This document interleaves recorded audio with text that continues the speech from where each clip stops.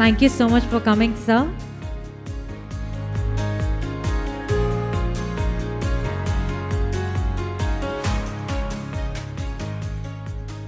Moving on to the next, we have here with us Mr. Alok Gupta, CEO, India IT 360.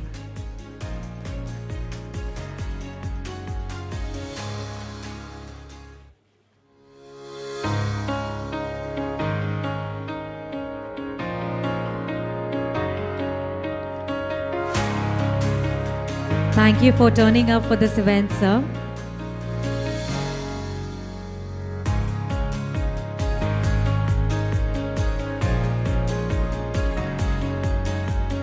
Next we have Mr. Arun Goyal, CIO, Sir Ganga Ram Hospital. Can we have applauses for him as well?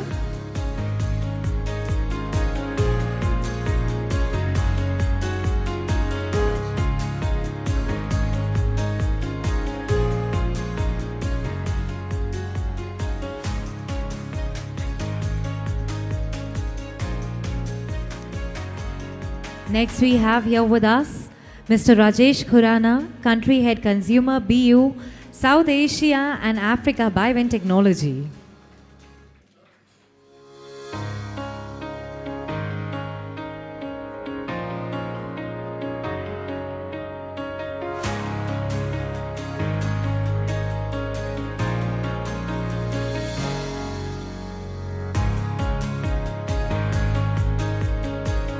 Thank you for coming.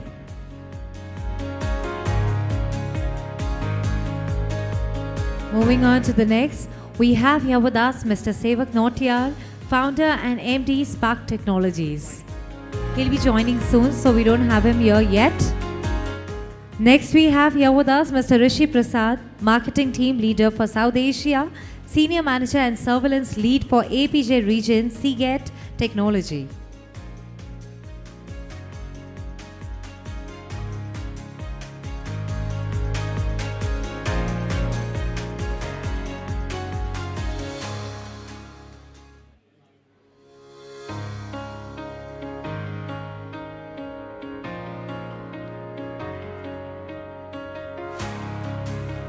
Last but not the least, we would love to felicitate Mr. Arpan Verma, Senior Sales Engineer, APJ Progress.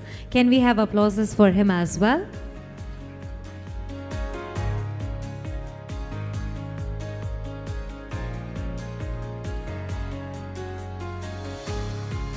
Thank you for coming, sir.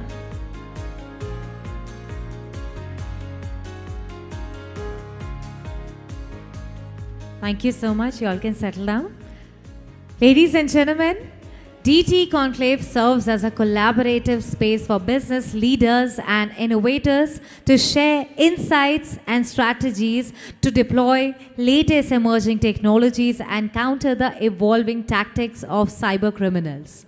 Now, I would like to invite Mr. Rajiv Ranjan, publisher and editor of DT, to deliver the welcome note to all of you present here. Can we have applauses as we welcome here on the stage?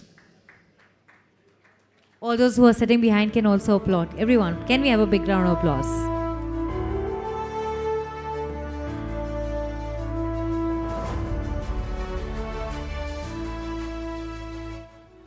Good evening, everyone. It's a great pleasure to host all of you. Thank you so much for joining. On behalf of entire team DT, I am delighted to welcome you to the 9th edition of DT Conclave 2024. We are deeply grateful to each one of you for taking out the time to join us at this prestigious platform for the tech leaders. Every year, DT Conclave brings together the brightest minds to engage in meaningful discussions about the technologies shaping our digital transformation journey. As we highlight year after year, empowering Indian businesses through digital transformation is both our mission and our responsibility as a tech media. Being a leading tech media house, Digital Terminal has always worked towards the growth and development of ICT market in India. This year, we stand at the threshold of rapid technological advancements. We assure you that our commitment to being a key enabler in India's digital transformation journey. Since 2009, Digital Terminal has tirelessly worked towards bridging the gap between the tech brands, channel partners, and their customers. Our growing readership across India reflects the increasing hunger for knowledge and innovation, and it energizes us to keep delivering the best content and insight for the industry. Whether through our DT Awards, DT Partner Summit, or DT Conclave, our platforms are designed to foster growth, encourage collaboration, and share knowledge across the tech community. This year's DT Conclave promises to be our most impactful yet, with an expanded scope, enhanced planning, and a stronger focus on emerging technologies such as AI, cybersecurity, and scalable IT infrastructure. The session today, leveraging AI for business transformation and cyber resilience, navigating innovation and security in the digital era, will not only shed light on transformative technologies, but also equip up with the knowledge to drive successful digital strategies within your organizations. Additionally, we are excited to announce the DT Tech Leadership Awards 2024, where we will honor the exceptional efforts of CTOs, CISOs, and IT leaders across India. These awards acknowledges the critical role of these professionals in leading their organizations through fast-evolving digital transformation landscapes. Finally, I'd like to extend a special thanks to Pavan Dugal sir and Vijay Sethi sir for being our guest of honor and delivering today's keynote speech. I would also like to express our sincere appreciations to all the speakers and sponsors and guests of honors for the support and participation in a mission to empower Indian businesses through digital transformation journey. As we embark on the exciting journey through DT Conclave 2024, I am confident that the insights, discussions, and collaboration we share today will leave a lasting impact on all of us. The knowledge exchanged here will empower each one of you to drive innovation and accelerate digital transformation in your respective organizations. I extend my heartfelt gratitude to all speakers, panelists, and our partners, and most importantly, each one of you for making this event possible. Your participation fuels our mission to empower Indian business. Thank you once again for joining us, and I wish you all a transformative and inspiring evening ahead. Thank you so much.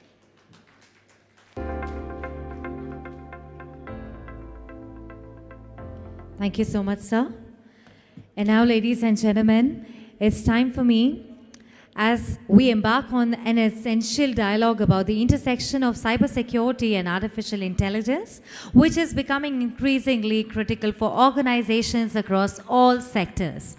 In a world where threats are becoming more sophisticated, it's imperative for businesses, whether startups or established enterprises, to stay ahead of potential risks. Now, it's my great privilege to invite our keynote speaker, Dr. Pavan Dugal, one of the world's foremost cyber lawyers.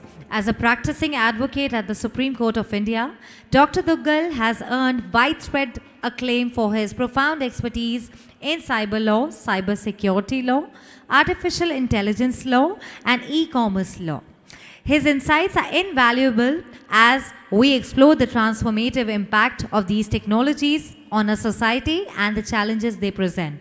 May I request everyone to please put your hands together as we are about to call upon here on the stage Dr. Pavan Dugal. Can we please have you here on the stage, sir?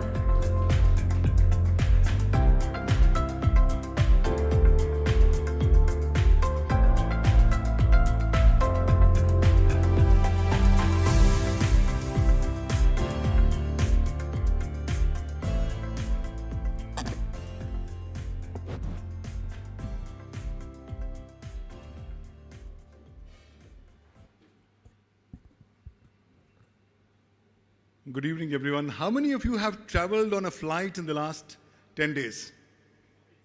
Okay. So some of you may have had a flavor of this so-called hooks call, which is now counting 190 hooks calls in the aviation ecosystem and still continuing. Today evening, the Ministry of Electronics and Information Technology has for the first time put a very strong note of displeasure to X, saying, hey guys, it's all originating from your side. You can't say, I don't know nothing. You'll have to give me details. I think it's got to do much more. I see these latest as nothing but an example of breach of cybersecurity. The hoax callers know one hoax call gets roughly about 4 to 5 crores of cost for one airline just to come back to normalcy. So if you're looking at 190 calls, just do your calculations. That, I think, ladies and gentlemen, is the power of both cybersecurity and AI. That, I think, is what we need to be crucially looking at.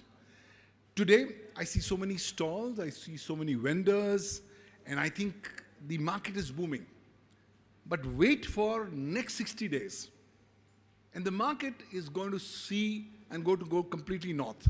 Why? Because in the next 2-3 weeks, we are going to see the government coming up with draft rules under the Digital Personal Data Protection Act. And each one of you vendors here or participants here need to know that these rules are going to be coming in for a short period of public comment before they get launched. Once the DPDP Act gets launched, you, I, everybody are going to be in a different space. The reason for this is very clear. The reason is that for the first time in the history of independent India, we have now come across a kind of a legislation that's put fear in the minds of Indians. अगर आप किसी भारतवासी को कहो तुम्हें jail भेज देंगे तो लोग थोड़ा घबराते हैं, लेकिन अगर किसी को बोलिए कि मैं आपके सारे पैसे छीन के ले जाऊंगा तो लोग ज्यादा घबराते हैं. So today, when you face these calls for digital arrests, you would tend to get foxed sometimes. It's not just uneducated, it's educated people who are becoming victims of digital arrest. I was on a television show the other day and they said, digital arrest क्या होता भी है कानून में? And I said, कानून में digital arrest नाम की चीज है ही नहीं. In fact, digital arrest कोई बंदा, कोई एजेंसी आपका कर ही नहीं सकता. But फिर भी लोग डर जाते हैं. हमारे एक क्लाइंट ने करीबन 6.25 करोड़ रुपए दे दिए 3 दिनों में डिजिटल अरेस्ट होने के बाद. So, why is this happening? See, you have to look at the sociological angle, which is that post-COVID-19, you have to realize there have been 2 elements that have been an integral part of our lives. And these will be with us for the rest of our lives. एक है डर और दूसरा है panic. हम सब लोग डर जाते हैं, हम सब लोग पैनिक हो जाते हैं. साइबर क्रिमिनल्स ने ठीक उसी डर, उसी पैनिक को वेपनाइज कर दिया है, हथियार के तौर पर बना दिया है, और आजकल हम पाते हैं कि हर व्यक्ति कहीं ना कहीं टारगेट हो रहा है. So much so that I got a call on my mobile saying that I'm calling from Panjagutta police station and that a case has been registered, so you better well come and pay. So I just had to give him some kind of a language, after which he could cut down the phone. See, as a lawyer, you are trained to do a lot of, you learn to speak a lot of languages, but you are very consciously careful what you want to speak. But I think bottom line is, cybersecurity landscape is changing completely. For 2 things. Number 1, with the new DPDP Act coming in, be prepared for something that will be your worst nightmare. You, if you don't comply with this law, you will actually be fined up to 250 crore rupees per one contravention. तो assuming आपकी गलती है, आपकी company में 4-5 transactions या कॉन्ट्रवेंशंस हो गए, तो कोई बात नहीं, 1000 करोड़ से लेकर 1250 करोड़ रुपए आपको कहीं ना कहीं साइड में रखने हैं. Do you have that as a small change? I don't think so. Majority of Indian entities don't have that. So somewhere down the line, not just compliance with the Data Protection Act, but also compliance with cybersecurity parameters is the norm of the day. अब आप कहते हैं कि चलो हम manage कर लेंगे. हम लोग जुगाड़ के बहुत बेहतर प्लेयर्स हैं. हम कहते हैं हम इंडियन जुगाड़ स्कूल ऑफ मैनेजमेंट फॉलो करते हैं, हर चीज़ में जुगाड़ करेंगे. वंडरफुल. मैं आपको यकीन से बता सकता हूं कि इस सेक्टर में आप शायद जुगाड़ ना कर पाएंगे. क्यों? अगर कंप्लेनेंट प्राइवेट हो जाता तब लाइफ अच्छी होती. अगर कंप्लेंट प्राइवेट हो जाती लाइफ अच्छी होती. But now under this law, once a complaint gets filed, it gets lodged with a statutory authority known as Data Protection Board of India. दूसरी बात, जब एक बार कंप्लेंट आ गई तो आपकी फाइल सरकार में खुल गई. अब वो फाइल डिजिटली खुलेगी. एक बार फाइल सरकार में खुल जाए, बंद करने में कई साल लग जाते हैं. So once there's a complaint against you, that will have to be adjudicated by the Data Protection Board. And the board will have two options. Either to give you minimum fine, which is 50 crores, or could you give you extended fine up to 250 crores. तो band जो है ना 50 करोड़ रुपए से लेकर 250 करोड़ रुपए तक का है. क्या हमारे पास ऐसी बैंडविड्थ है? मुझे नहीं लगता. मुझे लगता है आपको कंप्लाई करना पड़ेगा. सो हम कुछ करें या ना करें, अब हमें कानून को कंप्लाई इसलिए करना पड़ेगा क्योंकि अगर शिकायत आ गई और फाइन लग गया तो दो बातें याद रखिए. फाइन सरकार के पास जाएगा, प्राइवेट कंप्लेनेंट के पास नहीं जाएगा. The monies will go in the Consolidated Fund of India. Number two, if you don't pay to the government, the law presumes that you are in default. It will presume that you have defaulted, and this will be deemed to be payment of or areas of land revenue. सरकार लगान लेने की क्षमता रखती है. यहाँ पर अब डिजिटल लगान आपसे लिया जा सकता है इस नए कानून के अनुसार. सो सडनली जो हमारी जुगाड़ करने की क्षमताएं हैं उसको इवेपोरेट होना पड़ेगा और इस लॉ को कंप्लाई करना पड़ेगा. Second, from the 25th of June 2022 there has been a remarkable change. सरकार एक नोटिफिकेशन लेकर आ गई, उसका नाम है IT डायरेक्शंस 2022. ये डायरेक्शंस कहती हैं कि अगर आपको पता लग जाता है, जब आपको पता लगता है कि आपके यहाँ कोई साइबर सुरक्षा में सेंध लगी है, there is a cyber security breach, you have to report it mandatorily within 6 hours to the statutory authority on nodal agency on cybersecurity, being the Computer Emergency Response Team of India. You don't report, no problem. The law says जैसे वो 6 घंटे खत्म हो गए, उस 6 घंटे और 1 minute बाद आपने एक ऑफेंस कर लिया सेक्शन 70B6 IT एक्ट में, जिसमें सजा का प्रावधान है और जुर्माने का प्रावधान है. Which also means कि अगले 7 साल तक आपके बरखिलाफ कभी भी प्रोसिक्यूशन हो सकती है. सो अगर आप सोचते हैं कि साहब हम नहीं बताएंगे, कुछ नहीं होगा, तो आप गलत सोचते हैं. हाँ, लॉ आपको ये विंडो देता है कि साहब उस वक्त मत बताइए जिस वक्त ब्रीच हुई है, उस वक्त बताइए जब आपको पता लग जाए ब्रीच हुई है. तो इलेक्ट्रॉनिक रिकॉर्ड्स को ध्यान से जनरेट करिए. Why? Because this electronic evidence will be used against you. So that's the second thing, a criminal liability. So the bottom line is cybersecurity today is now a far more serious business. It's a compliance business. And I will encourage all of you to make sure that you do documented compliances. अगली बार जब हमारे दरवाजे पे खटखटाहट होती है, police आती है, court का सम्मन आता है, तो वो मेरी मुंह जुबानी बात नहीं सुनेंगे, वो कानून के कागज देखेंगे. So have your documents ready of compliances with the DPDP Act, with the IT Act. And beauty is हम समझ लें कि हम लोग आज एक डिजिटल कुरुक्षेत्र के केंद्र बिंदु पे खड़े हुए हैं. चारों ओर से हम पर अटैक हो सकता है. हम प्रिडिक्ट कर ही नहीं सकते कहां पर अटैक होने वाला है. तो क्या किया जाए? कानून कहता है डोंट वरी. मैं आपको एक सरल समाधान देता हूं, विच इज कि आप एक सुरक्षा कवच पहन लीजिए. वो सुरक्षा कवच क्या है? Compliances under the IT act. अगर आप मेरे कानून का पालन करते हैं तो कानून आपको आश्वस्त करता है कि कुछ भी हो जाए, ना तो मैं आपको जेल भेजूंगा, ना आपको 1 रुपये फाइन या डैमेजेस भी कभी अवॉर्ड किए जाएंगे. तो कहीं ना कहीं जितने भी एंटरप्राइजेस हैं उन्हें अब इस ड्यू डिलिजेंस सुरक्षा कवच का हिस्सा बनना पड़ेगा. डॉक्यूमेंटेड कंप्लायंसेस करने पड़ेंगे. वरना अगर आप सोचें कि मैं जुगाड़ कर लूंगा तो अब आर्टिफिशियल इंटेलिजेंस आपको जुगाड़ नहीं करने देगी. Today now artificial intelligence is being used for breaching cyber security left, right and center. With programs like Fraud GPT coming in, you are now seeing different kind of frauds that are emanating. And now more and more companies are saying, look, I'm giving you this AI. I'm not going to be responsible. आप जो करते हैं आपकी जिम्मेवारी होगी. So you start reading the terms and conditions of AI programs. When you do that, start examining 2 things. That I, as an enterprise, will have to have 2 broad thrust areas.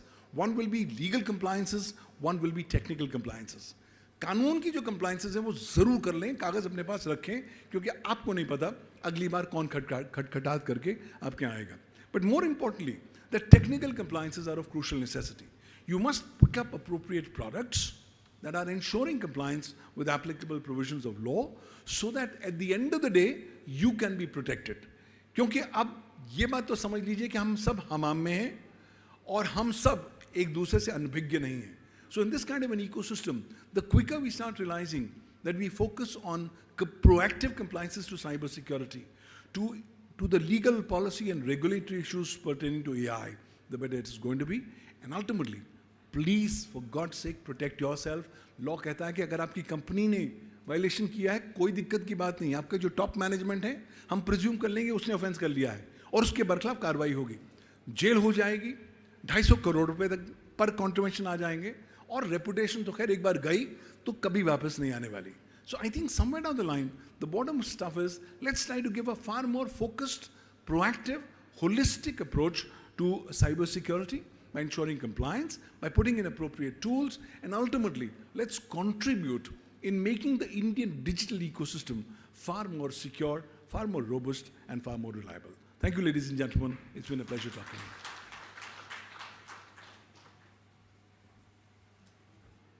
Thank you so much, sir.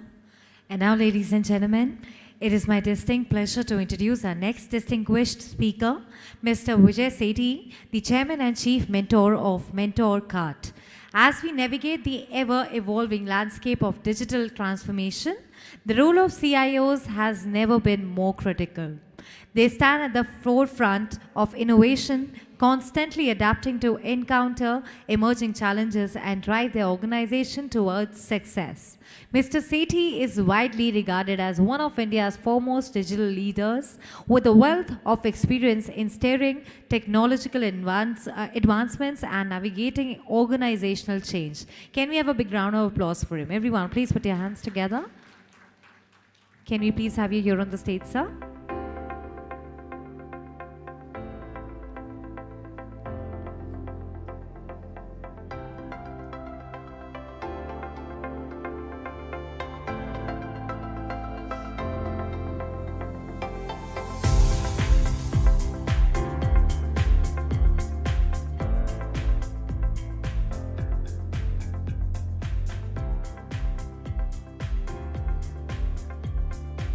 Can we have applauses once again for Mr. Sethi?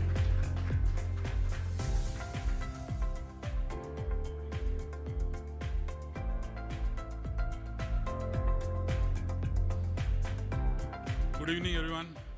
First of all, I think a brilliant keynote by my good friend Dugal sahab. Fantastic, and you always make it so contemporary. Whatever is going on today, you just relate back. Fantastic. Thank you very much. And I can tell you that everyone really enjoyed it. At least I enjoyed. I could see certain faces. So today we are talking about AI. We spoke about cybersecurity. What I wanted to discuss over next maybe 10, 15, 20 minutes is not about what AI is, but something that as leaders, beyond doing the POCs and the pilots, whatever we are doing in our companies, what should be done? I will be talking about that. But before that, a simple question for all of us. Is AI really real? How many of us feel that there's real work being done on AI? No one? There's no AI being done? Only at AMD? No other company? So there is some real work, some work. Of course, there's enough and more hype on this entire thing and that we were discussing just before this. But there's some companies which are really doing some work. It's not that it's all hype as of now. Let's see what happens. I was reading a report today morning which said that it would be a huge bubble like .com, so which I was reading today morning. But keeping that aside, as of now, yes, a lot of companies are doing work on AI. DG Yatra, for example, all of us use. He spoke about the last 10 days visit. And we know that at least at T3, how simplified things have now been because of DG Yatra. That's all AI. And of course, AI-based virtual assistants or fraud prevention.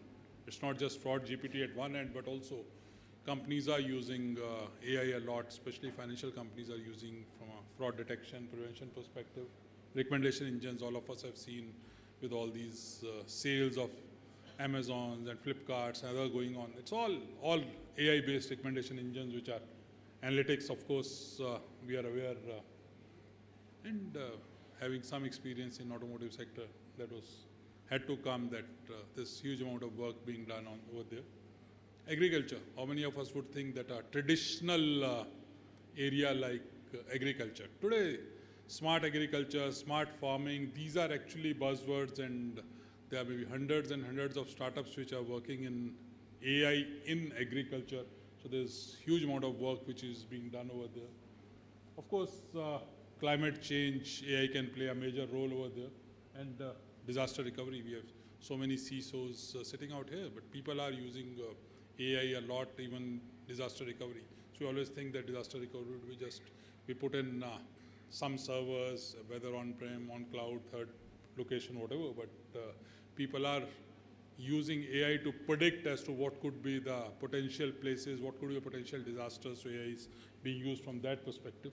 Of course, we are aware of many of the news readers on many of the channels that we say are actually are not human beings. They are all AI generated people, and it looks like very real, but the reality is all of them are AI.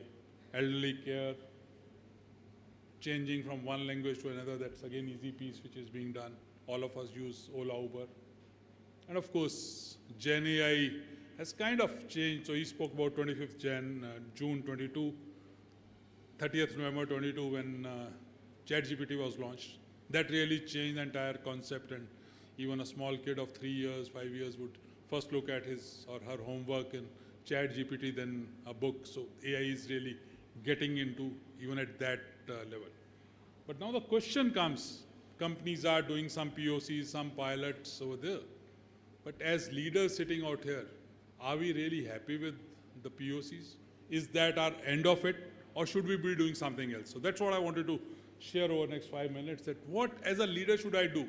बहुत हो गए POCs चल रहे हैं, all the vendors come in, they give some thing that, okay, can you do this? We have done this with your competitor, let's do this. And then you try to do certain things. Some of these, then you put in a virtual assistant on your website. But this is just from a leader perspective. This is not what a leader is expected to do. Leader is, okay, these are small projects which our teams can do. So let me just share with you over the next few minutes 5 things that as leaders we should be doing in case we really want to make AI do something in our organizations. Otherwise, these pilots would be there, POCs would be there. After a few weeks, few months, many of these will die down. Then we'll say, हाँ वो 2024 में कभी we had done this pilot, and we'll feel happy about it. It won't help the organization except maybe losing some money and maybe making a presentation in one of the conferences where we can feel happy on that day that yes, we did something. But it's not really going to give a long-term value to the organization. So first, rather than just looking at as a CIO, as a leader, as a CISO, just looking at those POCs and pilots, can we first look at what is the strategic imperative of AI? What can AI really do in my organization beyond whatever I'm being told or whatever I know? In which I have to think that, forget all these pilots for a minute, but after 2 years, after 3 years, how AI is going to change my organization? What are the areas in my organization which AI could potentially change? Is it going to transform my business? Is it for enhancing competitive advantage? Is it for transforming the entire industry? So when we talk about entire industry, so there are a lot of things in AI which are coming, which are not just changing the company, and I'll give you a couple of examples as we move forward, which is all industry-specific things which are coming up. So as a leader, what are the things that we should be doing? I've just kept 5 items over here. So first, can we look at new revenue streams, which would mean that is AI helping me to generate new revenue? So while I'm doing these POCs, pilots, whatever I'm doing, but at the end, I know that within 2 years, as a company, as a strategic thing, I want to introduce new revenue streams. Or I can get into, for example, subscription-based models, marketplace platforms, personalized products, any of those things, something which I'm not doing and which I can't do in today's context, but I can use AI to do that and transform my entire organization. That's a business transformation that we are talking about. Or I can enhance my competitive advantage. How do I enhance my competitive advantage? Maybe by reducing costs significantly, by improving quality significantly, and all other things. And I know that I want to use AI in my organization, that tomorrow I should be known as one of the best quality or one of the best in the cost perspective, so that my top line goes up, my bottom line goes up. That's what I'm looking for. Or the way the entire industry operates. For example, if you're doing something on fraud detection, it's not that your organization, there are enough and more algorithms which are coming today which can help the entire financial industry. Ola, Uber, the way they came up, they have changed the entire industry of transportation, local transportation. So there could be, so we need to be very clear as to why I am doing this AI, not just for these small products because I heard in some conference or I read in some newspaper or read on Google, but I want what is the strategic imperative for me. That's point number one. Second, I think one of the key things with AI today is, and the biggest issue that I personally feel with AI is, most of it may not be ethical. As a leader, it's our duty and responsibility to ensure that we promote ethical AI. What do we do? What do we want to do? So the issue could be there's huge amount of bias in all these models, so we need to ensure fairness. We need to ensure transparency as to why and what is happening, the explainability of all those models. It can't be a black box. In the organization, I can't say, no, there's some model, it will do something. I have put in some data, I have trained the model, it is giving this output, so this output is okay. It doesn't work that way. As a leader, it is my duty to ensure explainability of that and transparency of that. And there has to be someone who's accountable of all the output which is coming up. Again, a couple of things that we can do. How many of companies are even thinking of putting up ethical guidelines and policies from an AI perspective? We need to do that. How many of us are really using fairness metrics? Fairness metrics gives you as to, is that data really fair? Are there biases? So as a leader, I need to ensure that the data doesn't have bias. It's fairness, so you need to test that out in the data sets. Transparently explain as to what those algorithms are. Why is it doing? When it is picking up that large data set, and this is giving me this output, what exactly is happening? Is the company really aware? Or I'm just picking up some algorithm from somewhere, picking up some data from somewhere which I don't know, and the output that I get, it could be really giving wrong information or decision points for us. So we need to have transparently explain AI algorithms and data which is used to train. Also, for that, there could be a lot of concerns within the users as to what is the issue with the explainability, transparency, kya data use kar rahe ho, how many data sets did you train. So we need to engage with our users to ensure that they are explained. And finally, we need to also put in policies for accountability of all these AI models. So there's an AI team, so you feel happy that I have set up an AI team. But are they really accountable formally in the organization that if anything goes wrong with that particular model or there's an output, these guys are the persons who have to answer that. So that accountability has to come in. Third, governance and compliance. We need to focus on governance and compliance. Most of the companies really don't get into governance and compliance perspective. So whether it is data security, whether it is compliance, model. Now, model degradation becomes a major issue. I might have put up a model now. After a few weeks, few months, it will actually not be useful because the data set on which it was trained really is not valid for today. So as a company or as a leader, we need to ensure that we take data protection measures, we ensure data provenance. Now, this is that where we also look at where is this data really coming from? When the data on which it has been trained, where is this data coming on? Is it really being put in by somebody who himself or herself may be biased and we are using that data for training our models? We need to also be complying with DPDP and other acts. And finally, we also need to have guidelines on how do we retrain the models, where do we get the new data set and all that, so we do that. Fourth, we need to take proactive actions. Now this is something which most of the companies are not even thinking, which is adversarial attacks. So I'll just talk about what is adversarial attack. I'll take 2 minutes on this one. So there are deliberate attempts being made today to ensure that the AI being used by companies is actually bad.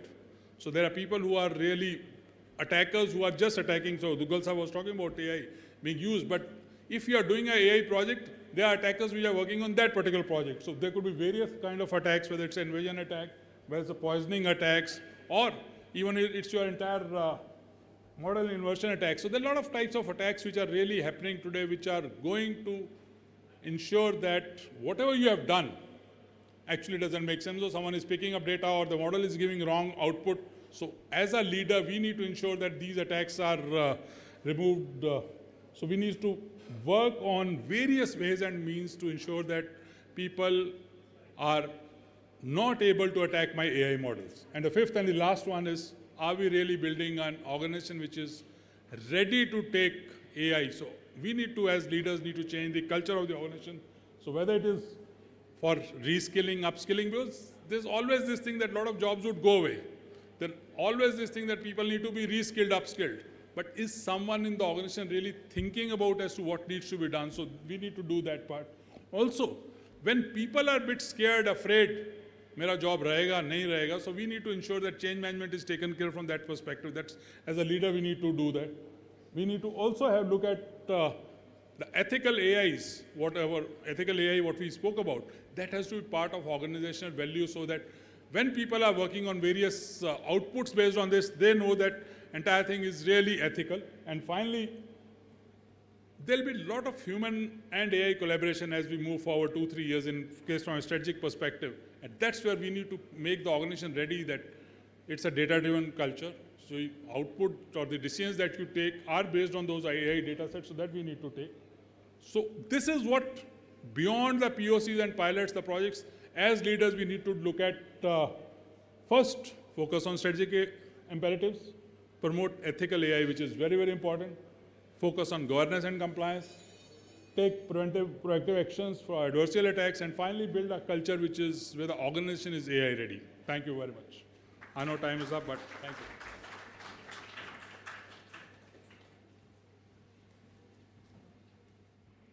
Thank you so much, sir. So, ladies and gentlemen, it's time for me to move on to the next one. That is the PowerPoint presentation we're just about to witness here. And this time I'm talking about AMD. For 50 years, AMD has driven innovation in high-performance computing, graphics and visualization technologies, the building blocks for gaming, immersive platforms and the data center. It designs and produces high-performance processors, graphic cards, and integrated technologies for a variety of applications, including data centers, artificial intelligence, PCs, and gaming. With a strong emphasis on research and development, AMD consistently pushes the boundaries of performance and energy efficiency, focusing on next-generation solutions. Now, to know more about the company and its offerings, may I now call upon here on the stage Mr. Manmohan Brahma, AI and HPC Solutions Leader, Data Center Solution Sales, APAC and India Mega Region, AMD. Can we have applauses for him?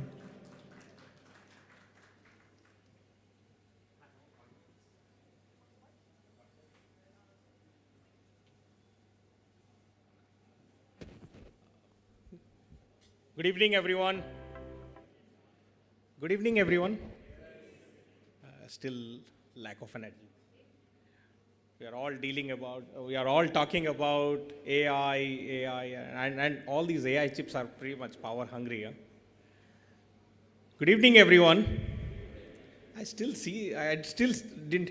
don't hear that energy in you. What is stopping you? Good evening. Still a lot to do. So the context is, yes, AI is real. AI is real. And Mr. Sethi said very nice stuff about what technology and how to use it, what to do, and what are the things that can bring in value. AI is real. It's because the concept of AI emerged 20 plus years back. No, not even 20, 40 plus years back in 80s, okay? It is getting into a realistic shape because of ultra modern computers. And the algorithms are not very new. Algorithms are still the old. It's just that the technologies were not that superior during that time.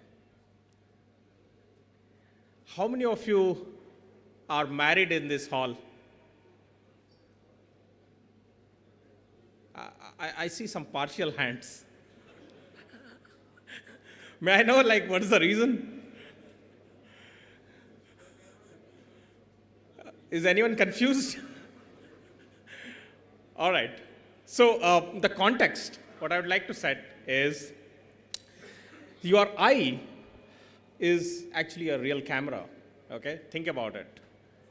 You capture someone's image and you see every day, and then that does not let you forget who she is or who he is, okay? And that's your wife or your husband, all right? So this is a concept which computers were enabled with these days. Neural computing. You capture an image and then store it in your sensors or your memory device and then retrack it who she is or who he is. And that is what is AI today. Your brain is an NI, natural intelligence system, which grows over a period of time.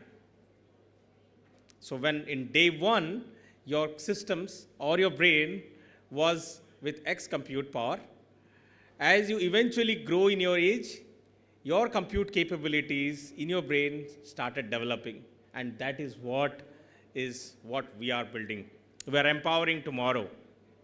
My name is Manmohan Brahma. I lead the solutions group for AMD in India and APJ region.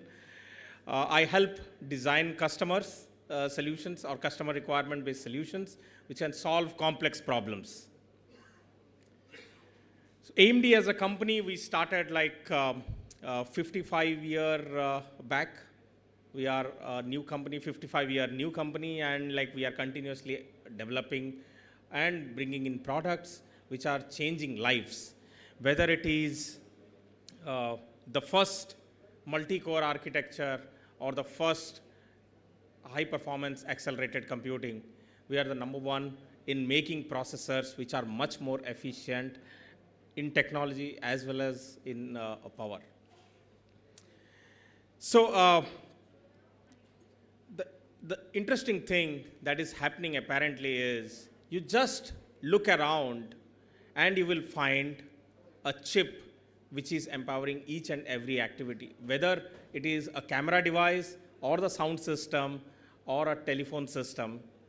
You are using a AMD chip almost on a daily basis. Okay. Now, interestingly, what is happening is the topic which is like artificial intelligence has picked up a lot of momentum.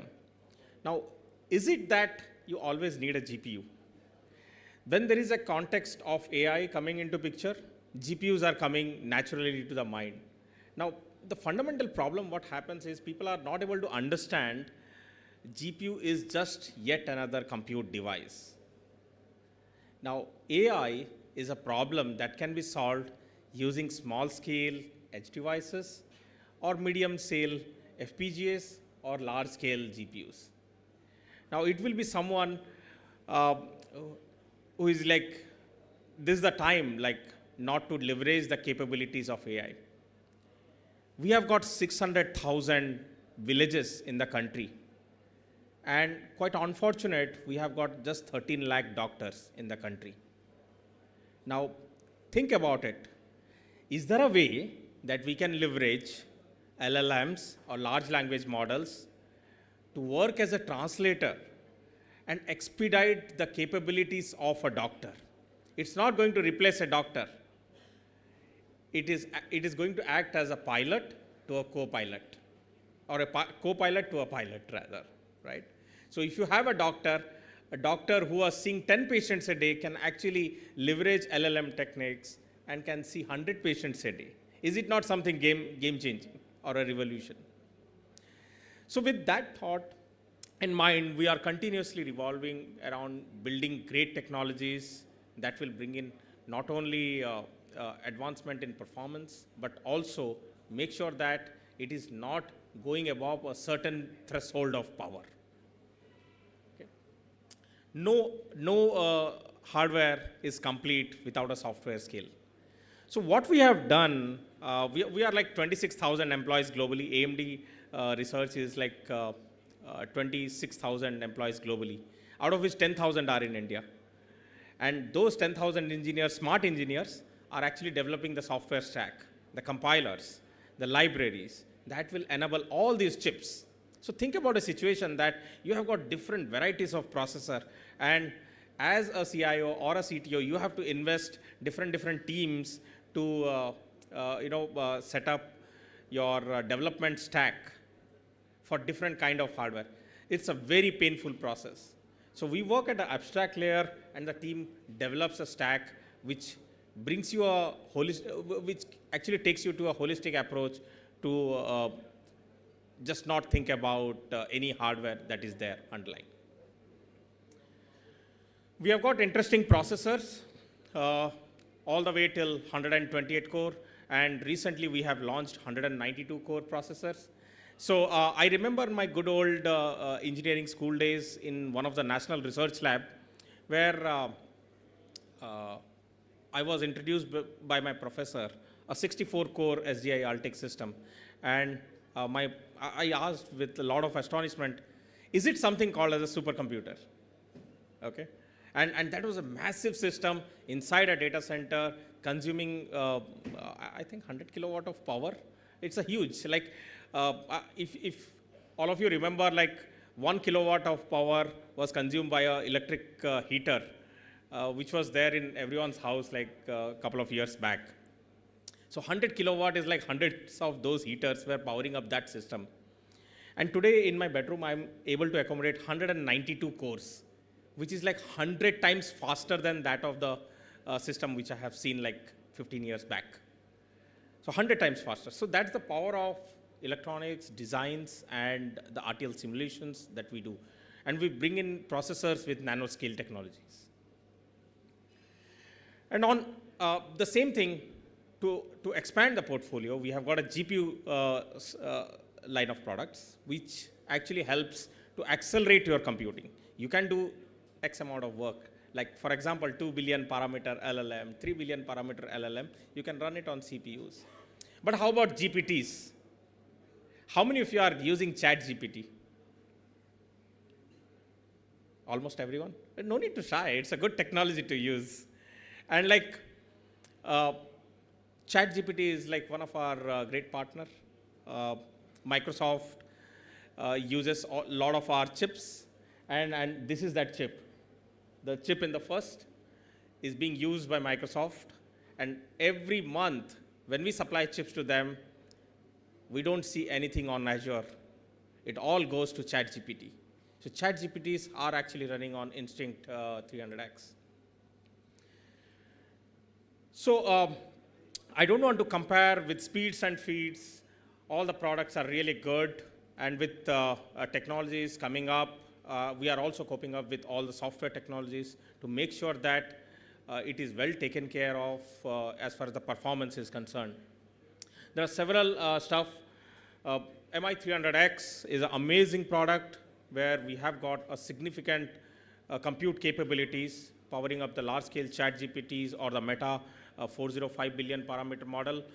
But all those things need a lot of power, a lot of compute, and of course, finally, the ethics. The ethical AI is something like very much crucial. When you apply these kind of technologies and these kind of applications on your environment, make sure that you comply to the statutory guidelines. Again, on the GPU stack, we have got a software stack that is well taking care of the compute hardware. So with that note, I would like to hand over the baton to the team here. We have got great product. Please do let us know like how well we can collaborate together and bring in value to your entire ecosystem. Thank you.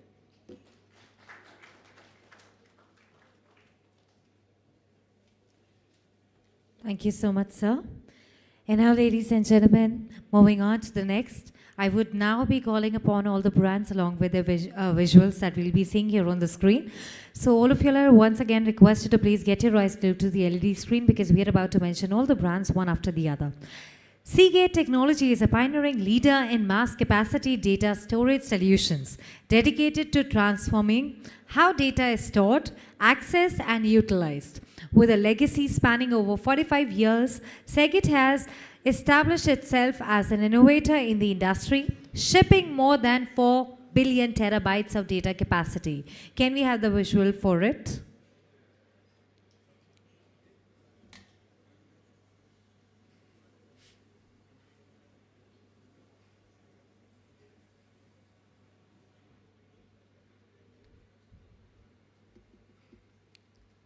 Can we have the video for Seagate?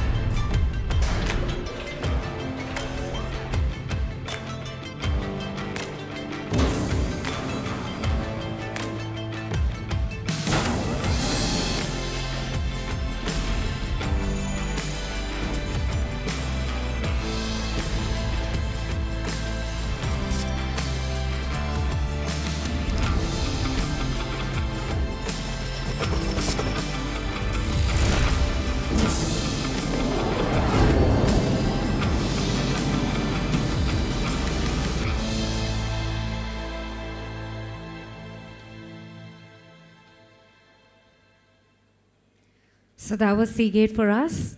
Moving on to the next brand, we have here with us TP-Link. Founded in 1996, TP-Link is a global provider of reliable networking devices and accessories involved in all aspects of everyday life. The company is ranked by analyst firm IDC as the #1 provider of Wi-Fi devices for a consecutive 12 years, supplying distribution to more than 170 countries and serving billions of people worldwide. Can we have the video for TP-Link? Progress begins when humans open their eyes. But the limits of human eyesight prevent them from seeking the risks behind prosperity and the commercial value in bustling crowds. Vijay is dedicated to offering customers intelligent, professional, one-stop surveillance solutions with the eyes of wisdom. Defend your business security and empower business growth. Vijay Hotel Solution. Suspicious individuals loitering in dim areas can pose safety concerns. AI ISP-powered Color Pro night vision technology captures full color and crisp videos in ultra-low light conditions. AI detection alerts security staff promptly.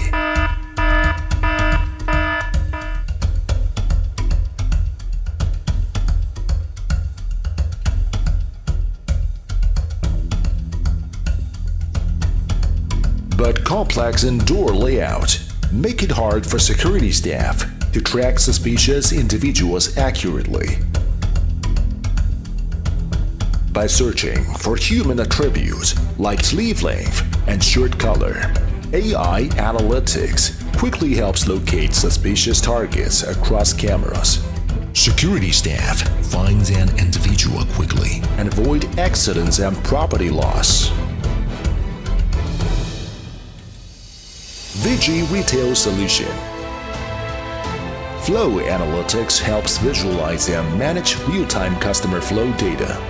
Heat Map intelligently locates hot zones to analyze customer behavior and develop strategies to boost profits. We also provide integrated networking and surveillance solutions. Umada Central can quickly identify connected networking and surveillance products and achieve rapid deployment. It can also manage network and surveillance devices centrally.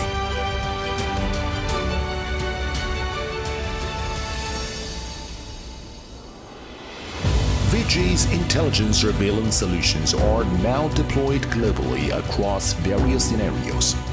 Besides hotels and retail, Vijay is also widely applied in offices, schools, and more, aiming to enhance safety and efficiency for customers worldwide. Leveraging the TP-Link global supply chain, Vijay possesses independent manufacturing, R&D, and global logistics capabilities. Moving forward, Vijay will launch new products encompassing access control, fire protection, smart parking, and other services. Employ the eyes of wisdom to protect and expand your business.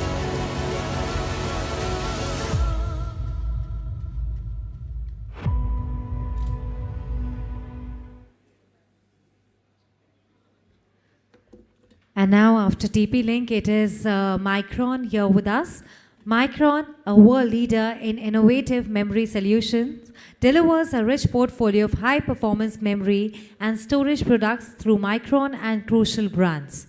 In India, Micron and Crucial products have performed extremely well, and the adoption of their product have grown immensely due to its high quality and excellent performance. Can we have the video for the same?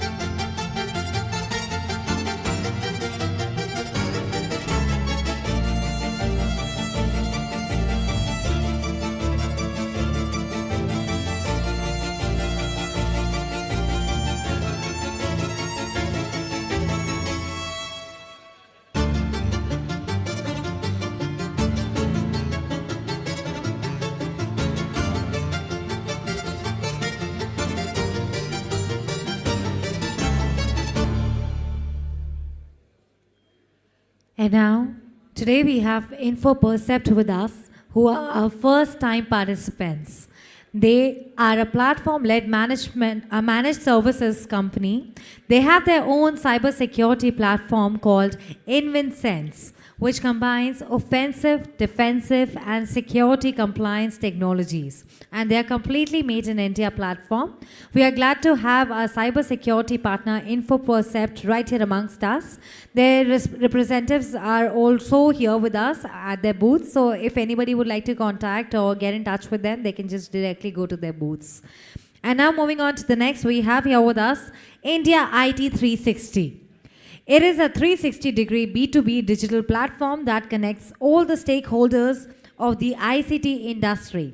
In recent times, this digital platform has gained immense success and has connected thousands of customers across India. Now, I would request everyone to please put your hands together for Mr. Alok Gupta, the MD of India IT 360, who would be talking about the same.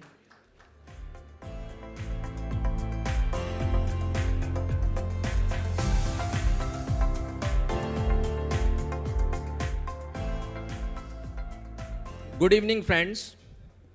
मुझे मालूम है voice कम रहेगी. My friend has already tried a lot. Hello.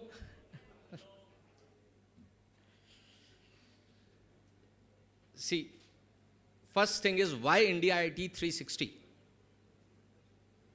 So as it says, it is a unique, only digital platform which connects all stakeholders of the ICT industry. When you say only, you will see that a lot many technology leaders are there. There are many CIO forums, CISO forums, CTO forums. Every city, a small city, 2 to 3 associations catering to channel partners. So channel partners talking to OEMs, CIOs, CISOs, TDMs talking to OEM and to channel partners who have come through OEMs to them. So when we were talking to many technology leaders, so we found a huge gap that there is no single platform which connects OEM startups with channel partners, with CIOs, also giving access to all the CIOs to all the channel partners, or all the channel partners access to all the CIOs. So if today or till yesterday you were having for some solution 4 partners, 5 partners, today you can have plenty. You can access them. So with this gap, we conceptualized and launched India IT 360, which is a unique platform which connects all stakeholders of the ICT industry. Then the next idea came that how to connect all these. So we said we are launching product within the portals. OEM and startups, they can promote their product to CIOs through CIO Connect. They can extend their channel partner network with Channel Connect.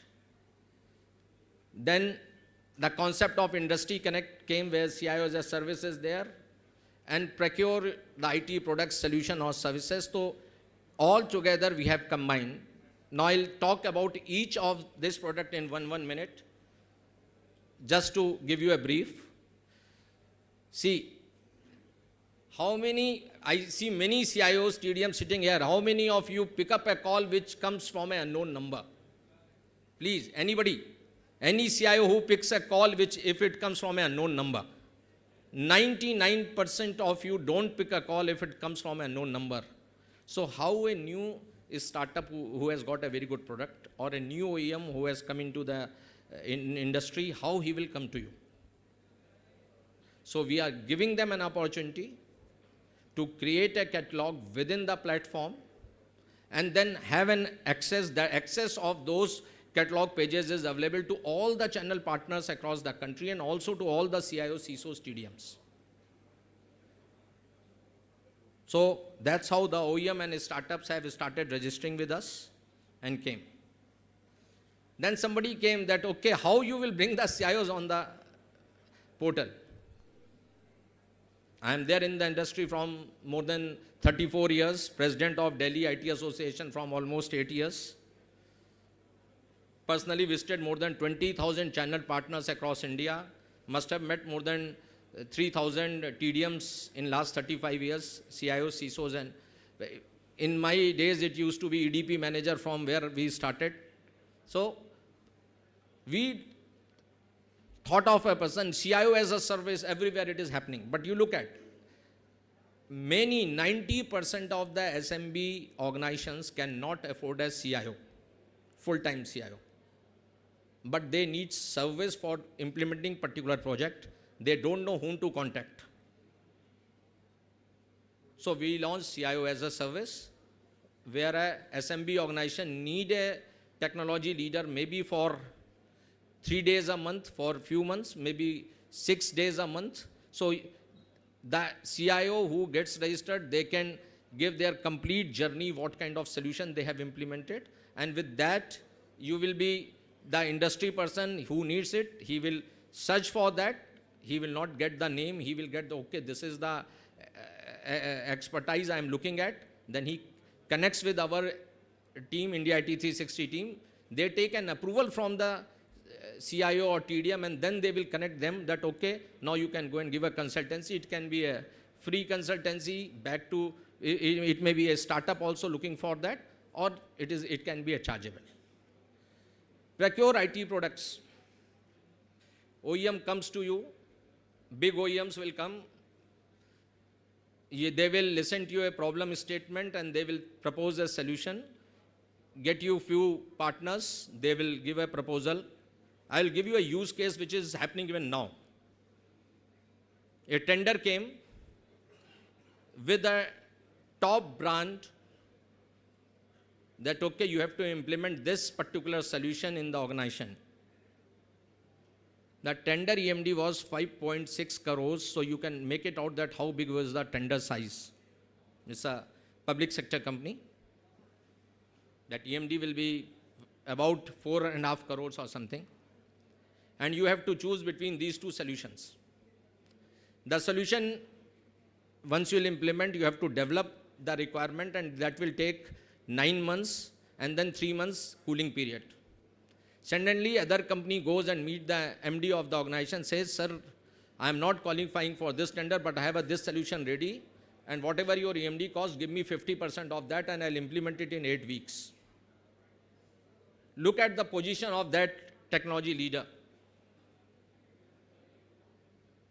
So India IT 360, you put your solution that I'm looking for, my problem statement is this, I'm looking for a solution for this. That will go to all the OEMs who are into that platform and to all the partners, system integrators. And let them quote what they want, and then you decide what you want to procure. So you can do a small research with this portal. Plus, if you are buying a product, plenty of the people can quote within the portal. You will get a complete analytics ready that who is L1 in what solution. So whether it is product, solution or services, portal is ready. It is working on that. Channel, 94% of the retail channel in India does not have a website. During the pandemic, everybody was having huge stock. They had their customers. Education from home started. They didn't know from where to buy. In a place like Nehru Place, we used to see that how to manage the queue of 400 people to get into a repairing shop. So all those problems were there. Today they can create their catalog and they can get a unique link which they can send to their existing customer, and then whatever customer says it is available at the back end with them with the login password who has come to their page, and then they can connect. So the whole portal is ready and working. So that's how we are unifying the industry. We also have a news aggregator app where from more than 30 apps, whatever is ICT news are available on the portal, we aggregate those apps. You can download it. Here is the scanner, whether it is a Google Play Store or Apple Store, and you can see the news, what is happening in the industry, India or globally. So this is IIC Snips. Now our strength, our universe today. Remember, India IT 360 is 36 months old organization, a small baby.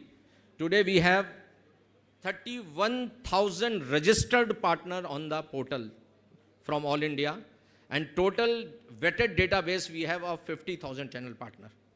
So remember, a OEM, established OEM or a startup who wants to enter into the industry and he wants to access, he can just put their catalog, use the services and have an access to the whole India. Whatever we claim, and we have proved it during our POC, where a brand like Microsoft, we have given 750 partners in 4 months. Where partner have started coming, I want to buy, but nobody is contacting to us. So then we wrote back to Microsoft immediately, please ask your distributors to connect with them. So that's the strength. We have 1750 registered CIOs, CISOs today, and 7,500 vetted database, and we have a vision to reach 10,000 vetted database within next 6 to 8 months. The work is already on. 5,000 plus startups we have already engaging. For startups, we do a lot of mentoring also with respect to establishing them, guiding them. We have a small panel of TDMs, about 10 people combining more than 1,000 years of experience which can guide them. Everybody says my product is the best. But when you will say that your product is the best, when TDM says it is the best, we want to use it, then this comes to the picture. So my request is to look at the benefits, join this community, stay updated with the industry trends, because OEMs are keep on updating this. CIO as a service, you can generate your RFQ for your requirements, wider access to the partner network for your requirements. you can register, scan this, or stall is there, you can scan it from there. Thank you.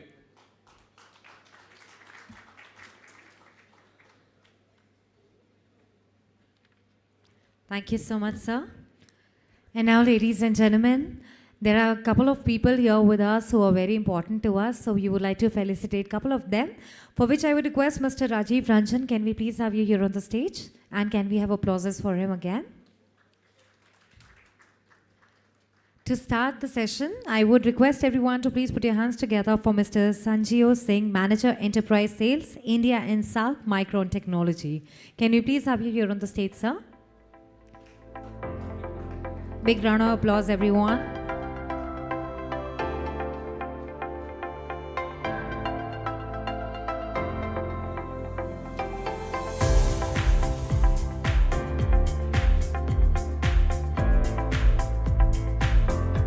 Thank you for coming.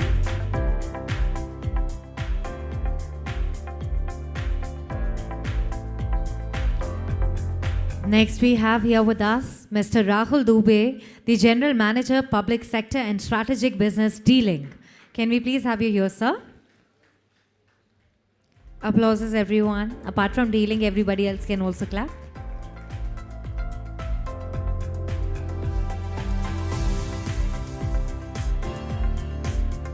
Thank you for coming, sir.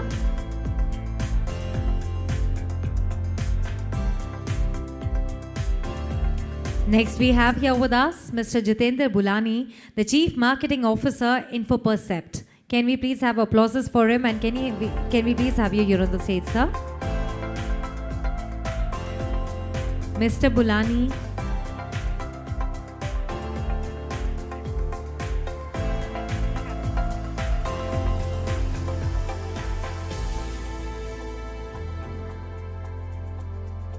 Can we have a big round of applause for him?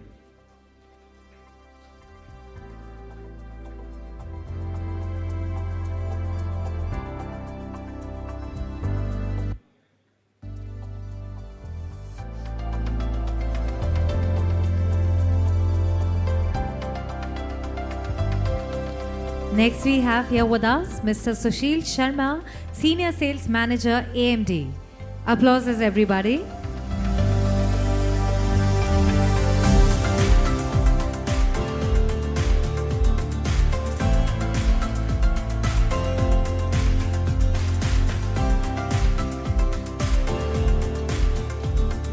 Moving on to the next, we have here with us Mr. Bagish Ojha, Regional Manager North and East, Brother International.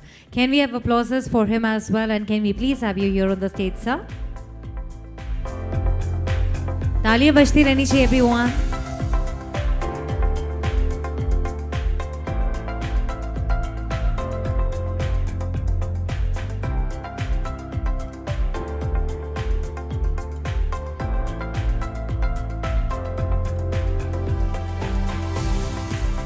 Next, we have here with us Mr. Deepak Kumar, the Head Cyber Defense Infogain. Can we have applauses for him? Everyone, please put your hands together.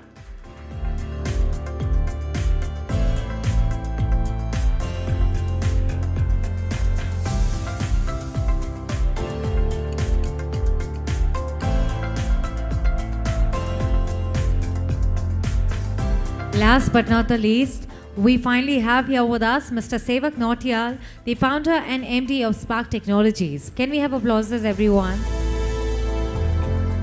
Thank you so much for your time, sir. Thanks for turning up.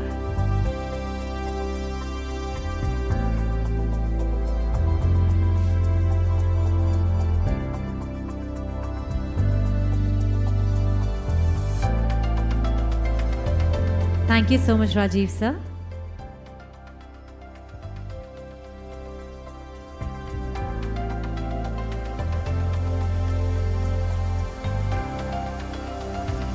Thank you so much. And now, talking about the next brand, that is D-Link. It is a leading player for designing and developing networking and connectivity products for consumers, small businesses, medium to large-sized enterprises, and service providers. D-Link is laying the foundations for a world that's more connected, smarter, and more convenient. Ladies and gentlemen, we have here with us Mr. Pankaj Sharma, the GM, Solution Consulting and Support at D-Link India Limited, who will be talking more about the brand. Can we have applauses for him? Can we please have you here on the stage, sir?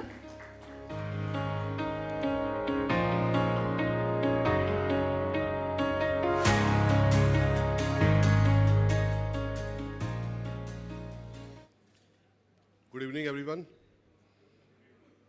Again, we करना पड़ेगा इसके लिए. Good evening. Yeah, thanks.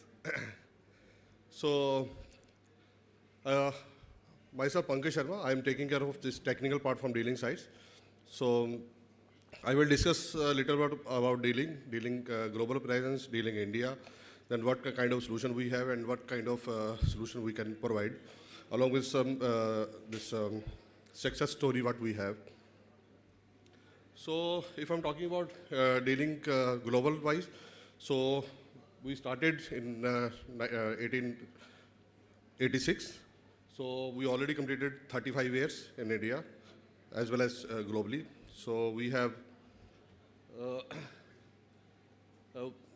this R&D center India as well as 4 other locations. Then we have this strong presence for the cabling as well as for rest products for India.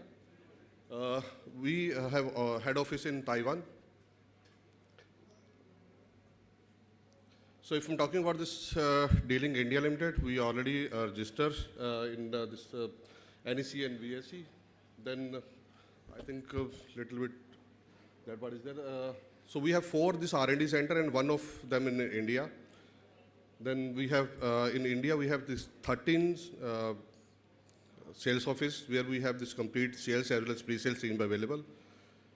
We have our own technical support part available. We have different support services part, WhatsApp support, then we have this Facebook as well as other services that will help our customer as well as partner for that.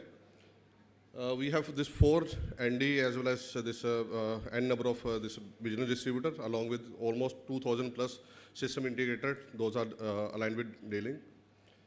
We have different kind of this services part with dealing and like this AR, NBD and other service part. As a initiative by Government of India, this Make in India, so almost 70% over this product right now, those are Make in India. We have this complete data center series, those are Make in India, then this L2 as well as L3 switches Make in India. We have complete passive part, those again this Make in India along with this industry gate switches. So if I'm talking about why dealing, there is n number of reasons why dealing. So we have this all kind of certifications, those are related to this manufacturing and all. Along with this third-party comparison with other brands, those are very much available at this open platforms. They are just comparing dealing product with other brands. This comparison is available there. So along with on product part, if I'm talking about this n number of this certification, those are compulsory for all product, active as well as passive as well as on data centers. We have this complete certifications part. Overall, all end-to-end product is IPv6 ready from day one. Apart from that, the mentality from Government of India on MTCT, our maximum product on Wi-Fi as well as on switching part, right now MTCT certified. Along with this major focus right now on security part, so we have this software based as well as on hardware based security. We have this ISO 27000 along with this security part IEC 62443-1. That particular is on firmware part. So overall, all product is those are supporting that particular domain. So if I'm talking about this product portfolio, we have complete product range in all domains. So if I'm talking about right now, we are discussing about different part like AI, big data, SDN, intent computing, and this kind of this all new innovations. For that, what we required a base for that, right? So what kind of solution we required? One is this, again, this wired and segment wireless. There is 2 kind of solutions only. For that, we as a dealing, we are providing end-to-end complete solutions. We have this complete range of switching part, then we have complete range of wireless solution. Then we have complete range of the structured cabling solution. Along with we have some gateway devices. In gateway we have limited, yes, but we have complete range for gateway also. Apart from we have some software, those are software related to this managing over complete end-to-end networking part, wireless as well as wire. And last, this part is this surveillance part. So we have complete range of product. Those are supporting any solution. So in switching, if I'm talking about, there is, I think so, the three kind of solution. What is, first is this our campus, either I can say for any kind of campus related. Then next part is data center, and third part is industrial grade. So apart from these three, I don't think so. Is there any switching solution that required to design any particular solution? So in data center, if I'm talking about, we have open networking solutions available with the Sonic, Picard as well as on D-Link platform. Then we have this complete range of spine as well as on reef solution. Those supporting 10G, 25G, 40G, 100G solution. Along with on leaf part, we have this copper as well as on fiber in that particular domain. So we have complete range of data center solution. Those will fulfill, either we can design any kind of solution for that. Second part, I think apart from data center, what kind of solution we need to be designed is this TATE 3 architecture. So for that, from edge to core, we can offer 1G multi-giga, then 2.5G, 5G as well as on 10G at edge. Along with 10G backbone, along with 40G, 25G as well as 100G. So this all kind of solution we can provide from core, distribution as well as on edge part. So two type of solution I want, either this 3-tier, either on 2-tier. So we can provide end-to-end solution as well as any kind of this bandwidth what actually customer required. Apart from this commercial gate 2 or 3 architecture, if I'm talking about, there is one is industry gate. One part is that required to complete any switching, either any that particular solution. So as a dealing, what we have complete range of that solution also in our portfolio, where we have industry gate switches. So there is only few OEM those have complete switching in commercial gate as well as industry gate. So we have complete range in that also. So biggest advantage that we can manage this complete show under one single umbrella. We have this NMS that will support complete data center, complete commercial grade as well as complete industry grade solution for that. So apart from that, this switching part, we just launched one new product that is this M2M machine-to-machine learning. For that, we have different kind of solution in our portfolio. So first part is this M2M modems for that. So we have modem, then we have this PoE devices to design any kind of this surveillance as well as on wireless at edge locations. Then we have complete range of router supporting 4G as well as 5G. Then we have complete range of this IoT devices where we have this DIDO ports as well as serial port to connecting any this remote locations. And then last, we have this transit gateway solutions also in our portfolio. So if any remote location where we require this connectivity, we have this supporting 4G as well as on 5G part. This particular, all devices come with multi options, single port, multi ports option is there. Then Wi-Fi, in Wi-Fi if I'm talking about this AC as well as AX solutions available. And in Nest roadmap, what we have Wi-Fi 6E as well as on 7 for this particular domain. So if Nest I'm talking about, in Wi-Fi, what we have this complete Wi-Fi 6E as well as in 7. That solution very much available right now with us as well as in India itself. To manage this particular wireless setup, we have 4 different kind of solution: hardware-based, software-based, on mobile as well as on cloud. So in any domain, we can manage this complete solution. So along with, if you are going to design any single location, multi-location, either any kind of solution on wireless, so as a D-Link, we can provide end-to-end solution for switching as well as on Wi-Fi. So on managing part, there is n number of different solutions currently we are offering. We are offering on premises, we are offering this cloud, we are offering this multi-solution managed, we are offering this single site solutions. So all kind of solutions currently for managing particular devices we have. We have complete this data center managing solutions also in our portfolio. So these are the product in any industry if you are going to design, so we can offer.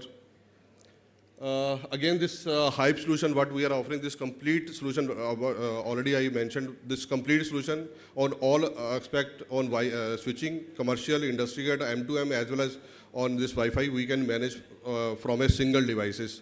So on NMS itself, we are offering currently single device that can manage complete end-to-end show. So this particular this NMS, so we can design, this particular NMS will support D-Link as well as in third-party solutions also. Apart from this complete active part, what we have this complete passive solution in our portfolio. So passive solution supporting to campus, then this outdoor as well as on data center. So all three domain we have complete solution for that. We have semi-intelligent solution also in our portfolio. Complete range of copper, complete range of this fiber, as well as their accessories. Then comes to that last part of this solution, we have this end-to-end this enclosure solutions also. So indoor, outdoor, as well as any kind of solutions you required for enclosure point of view. So we have this complete range in our portfolio. Coming to this last part of my presentation, the success story of few of our customers. So these are the few names I just highlighted. I'm not going to discuss any there. But yes, in any vertical, if you are talking about, we have as a dealing, we have complete success stories available with us. So in education, reality, this FCA as well as government, apart from this manufacturing, then e-commerce, healthcare, any particular domain if you are talking about, we have this complete case study as well as solutions available in our portfolio. So please build wide as well as wider solution on dealing part. So any kind of solution you required for small campus, for medium campus, either for any large campus. So we can provide end-to-end solution for building any kind of network. So on-premises as well as on cloud solution if you required. So D-Link have this complete solution for that. So thanks a lot. Thank you.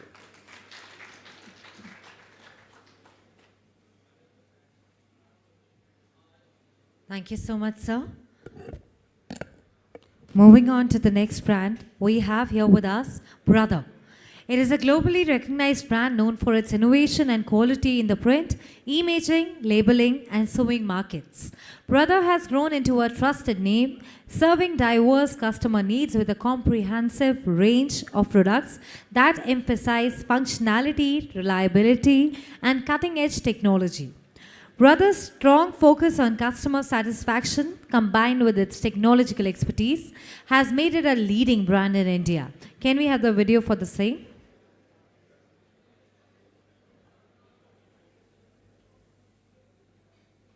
Sewing machine repair business, Brother has pursued the diversification and globalization of business in its history of more than 110 years. We have grown by focusing on the development of unique technologies and promoting our businesses that exploit accumulated core technologies while comprehending changing times and always creating new markets. We currently deliver products, services, and solutions with our distinctive expertise in a wide range of fields, from consumer products for homes and offices to industrial products for factories. Underlying our activities at all times is the prompt provision of superior value based on the at your side spirit, which always places our customers first. We believe that being useful and bringing joy to our customers through our products and services will bring us happiness.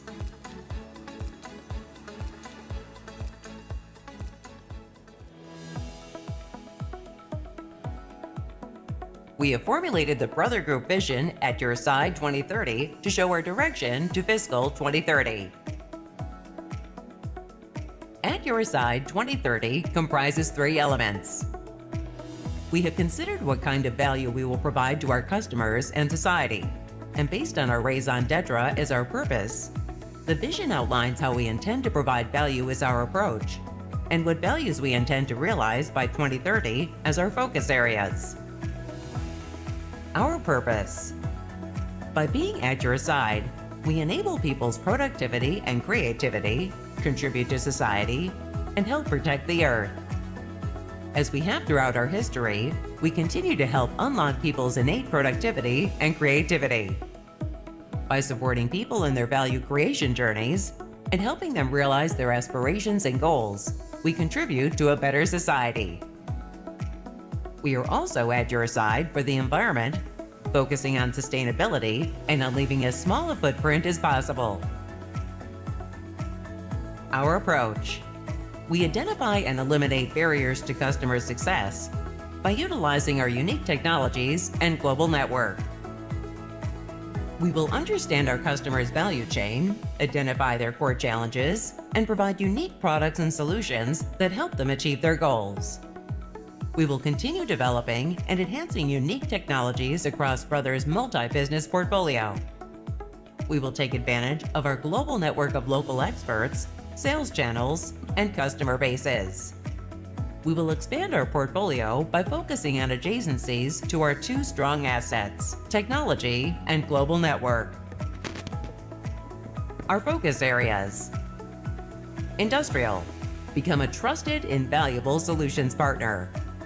Printing. Continue leading print innovation and pioneering new offerings. In the industrial area, we will improve customers' productivity, solve their business challenges, and reduce our environmental impact. By doing so, we will gain their trust and become an invaluable partner. In the printing area, even with huge changes in the definition of office work and the printing environment, we will continue to exceed customers' expectations. We will also build new business pillars that expand beyond our existing boundaries. Business introduction. We are now contributing to customers' productivity and creativity through its 6 businesses. Printing and Solutions Business. We support the continuously changing business situations of our customers through products such as our compact laser and inkjet all-in-ones for offices and homes, labeling systems and label printers that meet a wide range of needs from home use to manufacturing sites, scanners, and mobile printers, while offering diverse solutions that meet the printing needs of customers.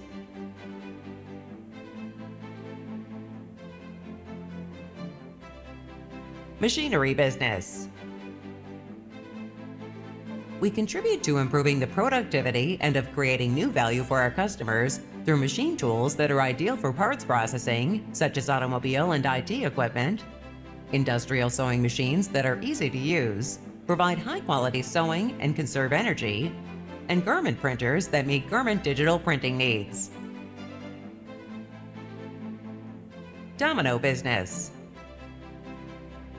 We provide coding and marking equipment that prints information such as best before dates and lot numbers on plastic bottles, cans, and food packaging, as well as digital printing equipment that responds to the need for a wide variety of product packaging in smaller quantities and shorter delivery times, contributing to ensuring consumer protection, traceability, and improving productivity at factories. Nisei Business. We respond with precision to diversifying customer needs in fields such as automation and labor saving, which are expected to grow, and contribute to customer value creation through gear motors with a wide range of product variations, high stiffness reducers that support industrial robots and factory automation equipment, and gears with high precision and quality. Personal and Home Business. We expand the new possibilities of handmade items with products and services that support customers showing off their creativity, such as home cutting machines and high-end sewing and embroidery machines centered around home sewing machines. Network and Contents Business. We propose services, products, and content using the distribution technology that we have cultivated through online karaoke, as well as by developing and providing Joy Sound, an online karaoke system for business use. New businesses.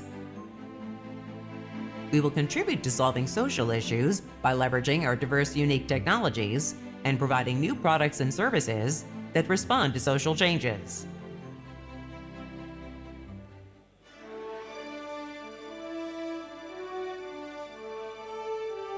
We have grown by transforming our business in response to the needs of customers and society.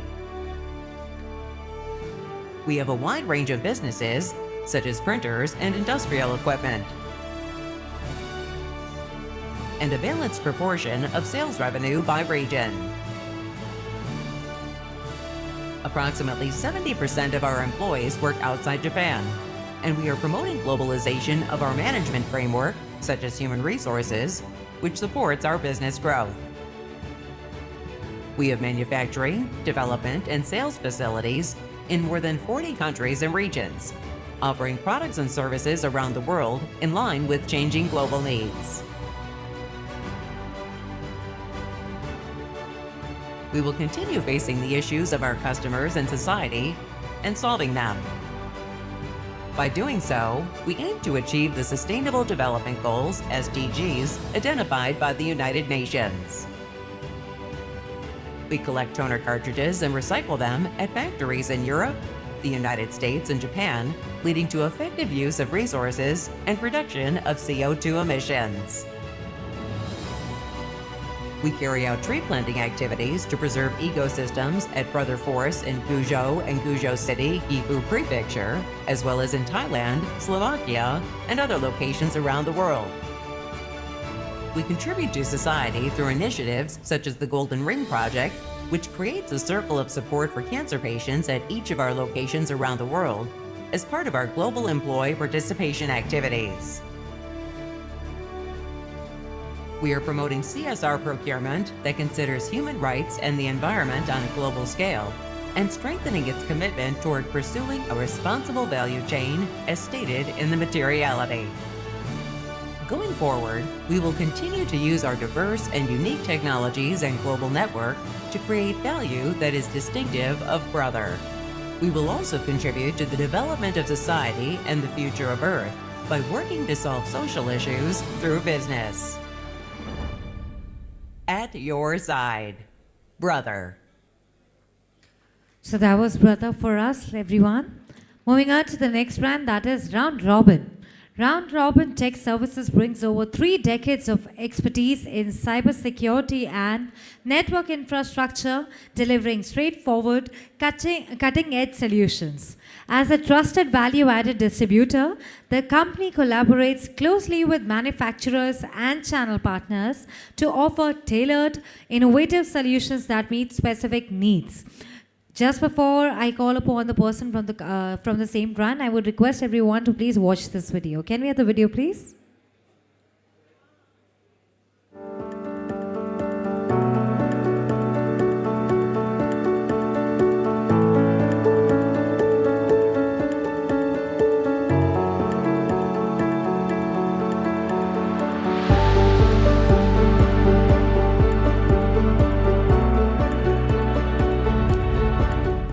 If your security solutions aren't unified, you're gambling with the future of your business.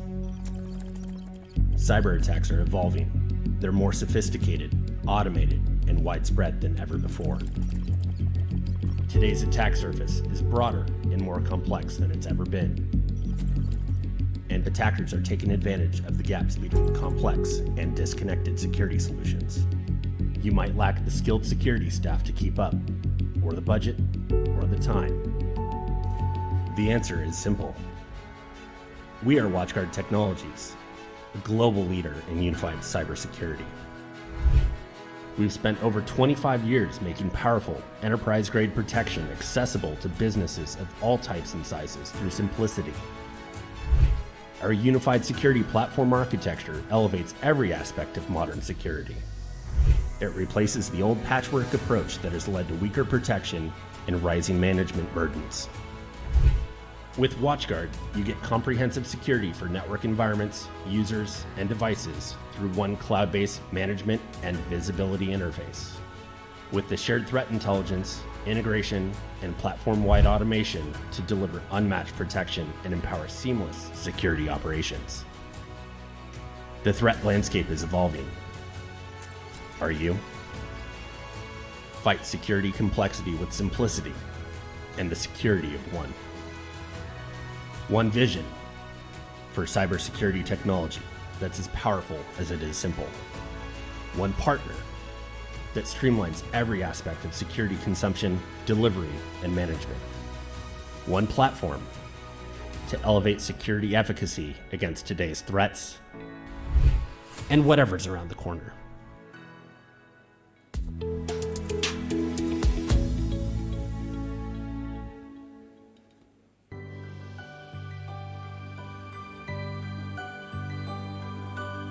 When you wake up in the morning, you probably don't think about how your clothing got to market, the different benefits offered by your company when you want to take time off, when you are going out to eat, or your car maker's operations run properly, when you need to heat your home, when you need insight into your child's educational needs, or you want to watch TV, but we do.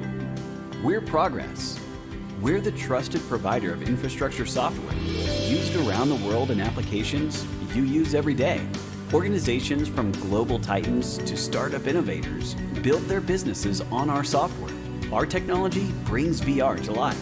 Payroll processing, live streaming, engaging websites, taking people places, getting you where you need to go, people connecting, systems working. We see the big picture. So you can sit back and relax your way. Trust it everywhere. That's Progress. Progress that's built around you. And now, ladies and gentlemen, may I request everyone to please put your hands together for Mr. Arpan Verma, the Senior Sales Engineer, APJ Progress. Can we have applauses for him, who will be talking more about the brand?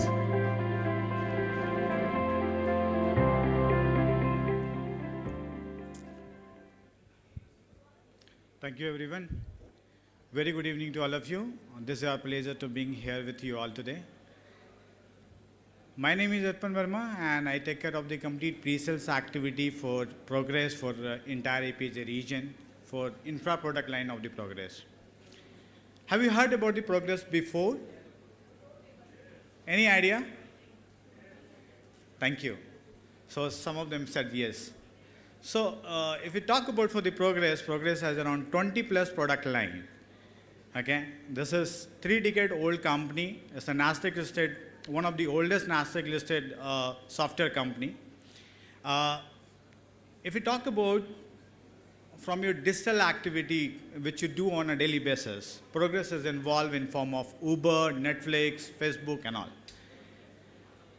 I precisely take care of the infra product line of the Progress, wherein these are the product lines we have. One is Progress Flowmon. Progress Flowmon provide complete NPMD and NDR solution. So that's a complete NBAT solution that's helping you to let you understand where is the performance bottleneck, not only the performance bottleneck, but how you can actually diagnose it faster to get to know the root cause of the issue. NDR solution, that's giving the entire visibility about the anomalies going around the networks. Okay, it's giving the complete visibility in terms of your east to west traffic and north to south traffic. Precisely the focus on to provide you the visibility of your middleware devices. You must have used WhatsUp Gold. WhatsUp Gold is a network monitoring solution. That's one of the oldest, I would say, that infrastructure monitoring solution. Every network guy must have experienced it. And altogether, we are only the vendor who is providing SNMP and flow-based approach together to provide complete visibility from infrastructure monitoring point of view, from security point of view, and performance point of view. Means that we are only the vendor into the market or into the industry, I would say, that having a SNMP and full-fledged flow-based approach, right? We do have Kemp Loadmaster that's providing you the application availability and resiliency of the applications. And last but not least, we do have Progress Chef.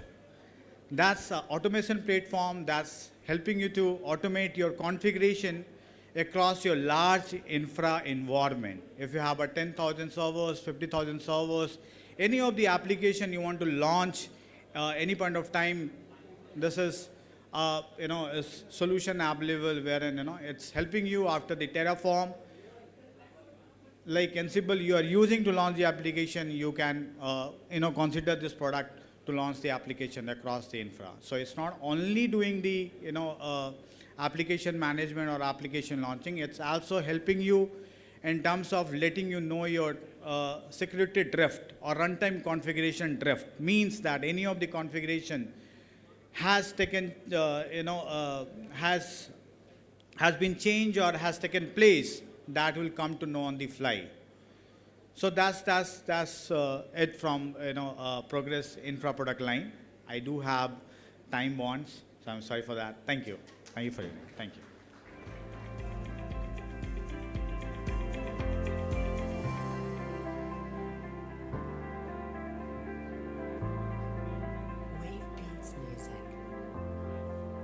Thank you so much, sir.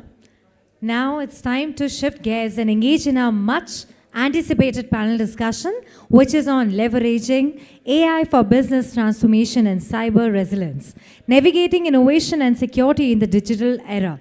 To lead this insightful conversation, I would like to invite here on the stage Mr. Vijay Sethi, the Chairman and Chief Mentor of MentorCard, to take the center stage and moderate this session. Can we have applauses for him, everyone?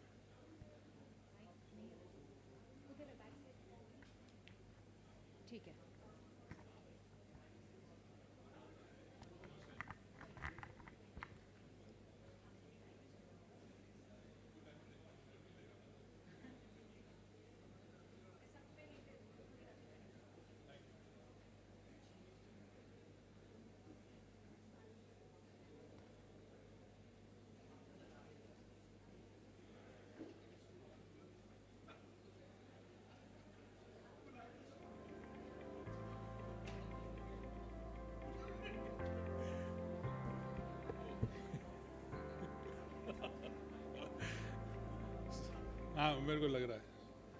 So, let me request my fellow panelists. I know 9:30 हो गए हैं, सब थोड़ा परेशान हो रहे हैं. दुगल साहब, come. Ravinder, Sujoy, Dominic, where's Dominic? Dominic's gone. Huh? Manmohan? Yeah, please come.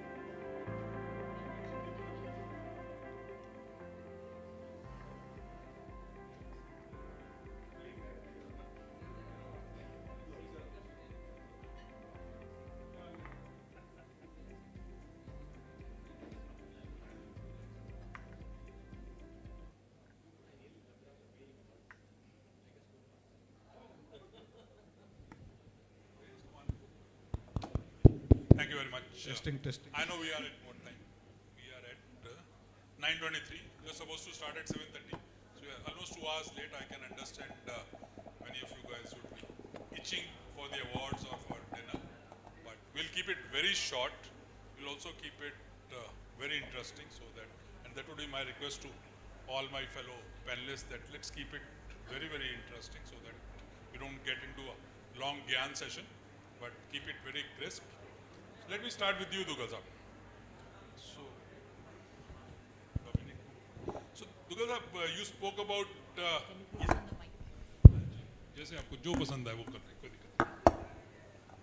So, you spoke about DPDP Act and all that, but I know you have written a lot of books on legal aspects, regulatory aspects of AI. So, why don't you just share as to, while AI has to grow, people also have to take care of a lot of legal, regulatory aspects. Just your views on that. Thank you, sir. I think artificial intelligence is here to stay. Consequently, we have to start focusing on the legal policy and regulatory aspects of AI. The biggest problem is, how do we grant legality to AI? Is AI a legal entity? Can you sue AI? Can AI sue you? That's a multi-million-dollar question that lawmakers across the world have still not answered. Different countries have come up with laws on AI, whether it's the European Union AI Act, whether it's Chinese legislation on AI, whether it's New York's law on AI. Everybody is only talking about minimizing harm. They haven't yet focused on, shall we grant legality to AI, and should there be rights, duties and obligations of AI. And now experts are saying that just as humans have rights, now AI should also have rights. Well, let's put it like this direction. AI is now being used for powering cybercrime, for breaching cybersecurity. Go to the darknet. The predominant model today is cybercrime as a service powered by AI. And in a scenario like this, till such time we don't look at the legal guardrails in the artificial intelligence, we'll have problems. Why? Because AI can be having bias, it hallucinates, there's no transparency, there's no accountability. Ethics, it doesn't believe in. It only acts on the basis of the big data sets that is used for the purposes of training them. So all these issues are important, and mind you, AI is going to be a biggest violator of your privacy. So how does AI protect human privacy? And how does data get protected? Those are issues that have to be specifically addressed. But while all this is happening, the world is still stuck on in the generative AI mode. Meanwhile, OpenAI, the company behind ChatGPT, has now launched a new project last year. It's called the Super Intelligence Alignment Project, which says give us 4 years, and in the next 4 years we are coming up with a new a new super intelligence that will be superseding the cumulative intelligence of humanity as a whole. So you have some huge problems. You have to quickly look at these legal issues. Currently, most of the countries are in the wait and watch approach. Even in India, we don't have a dedicated law on artificial intelligence, but very quickly we will have to start regulating the misuse of AI. Because when Elon Musk says that AI is an existential threat to humanity, he's not off the mark. So very quickly, if you have to put the guardrails, you have to put them now. Because once it goes out of hand, there's no way you will be able to control AI. I'll just conclude by this experiment that took place in one country. I won't name the country. In one big laboratory, two separate machines, two separate set of scientists were experimenting on two separate AI algorithms. And after some time they found that these machines, which were not connected to each other, suddenly saw that the AI algorithms were talking to each other in a language that humans did not know. They had to stop that experiment, but I think that's just a trailer of things to come. So very quickly, we have to come up with extensive legal frameworks so as to control AI, so that AI does not really go ahead and be a detrimental impact upon humanity, human rights and human interests, and the interest of humanity as a civilization ought not to be prejudicially impacted by AI. That's where what things are currently going on. It'll be important to see how things actually evolve. Yeah, Thanks. I think you're right. So while people are talking of using AI to improve all those things or getting into security, but the legal and regulatory aspects are not being considered at all. And always what I have seen over years is that legal things really come up after the technology is developed. And I think that there could be a time when all these things could come. So let me come back to you, Ravinder. So we spoke about the legal, Dugal Saab said. How about security aspect of the entire thing? So what could be the major security issues, or what could be taken care by the CIOs and the IT leaders to ensure that the AI is secure, whether from the AI models or data privacy or any other thing? So I think it's very, I think it's too early to comment about this, that, AI models are secure. I mean, they all come up with their security and privacy risk. And, if you look at the control, I think we are on a very niche stage. Like any other technology, we are on a very hurry to, launch and implement any new thing without, considering what could be the possible privacy risk. For example, I think we all talk about privacy by design or security by design, but if I remember when this ChatGPT came, or even Microsoft Copilot or Google Gemini, I think every organization want to leverage what could be the capability to enhance business, and more like how we can sell to our customer, without considering that first thing should be in mind, that what could be the possible security risk and how we can mitigate that. But situation is, improving slowly, and there are some security controls. So there are some tools now which are helping to, mitigate risk. For example, many companies, those who are using ChatGPT or maybe enterprise version of ChatGPT, I cannot take the name, but I know, very few DLP, which now have given option that you cannot upload the data. You can, or even you can control which type of, input you are actually giving in the screen and you are looking for the output. I think that has started coming. But, I would still say that, I think it's a long way to go when it comes to, managing security risk. And, I'm sure we all will understand with the time, and especially when we are talking about Gen AI and, Mr. Dugal mentioned, you also mentioned in your presentation, I think we are moving very fast. But I think the most important part, because, currently I'm wearing the hat of CISO, I think every organization, I am totally in agree. I think the very first thing that, ethical use of AI. I can say in my organization, we have an ethical AI board, which approve any development of, AI in space of AI, and chief AI officer as well. I think this is the new term which organization is slowly, adopting. But I think that also role, plays a very critical role. So from security and privacy angle, there are risks, now there are controls, but I think still a long way to go. Yeah, I think while we say there are risks, I agree. On the controls part, I'm not too sure whether companies are actually putting up those controls, and they just. And the second piece is, we always say that from our organization's data perspective, we want it to be anonymized, we don't want it to go out. We don't want our data to go out, but then we want that model to know everything based on some data. Then whose data is that? That means someone is giving. So we want to take all the data, but we don't want to give. So I think those are the things that we need to also consider. So Sujoy, let me come to you. So Sujoy is both your hats, both as CIO, CISO, and ABC and others. So from your perspective, both on the security and the business use of AI. So let me put disclaimer first. Whatever I will be talking, it's my personal view. Nothing from Google search or ChatGPT. So you have not uploaded that. We'll upload that. Don't worry. Okay, go ahead. Sorry. So see, it has both pros and cons, but let's talk about the pros only. So AI as a technology, it is giving a lot of advantage to the organization in terms of improving their efficiency, enhancement of their productivity, reducing a lot of repetitive tasks, reducing a lot of human errors. Similar way, creating, nowadays people are going, upgrading from user experience to hyper experience. That is also, AI is helping them in that also. And apart from that, there are a lot of other stuff like reporting, of managing big data, etc., etc. In that area, AI is playing a major role. In security also, there was an area which was, when we started the practicing information security, cybersecurity, there was an area which was failing. Because of that, there are a lot of attacks and etc. was happening, which is proactive management of whatever happening in your system, in your network. So in this particular area also, AI is playing a major role, where nowadays there are the tools which people are using for layered security in their organization. All those tools have adopted AI-related technologies, and they are giving proactive alerts.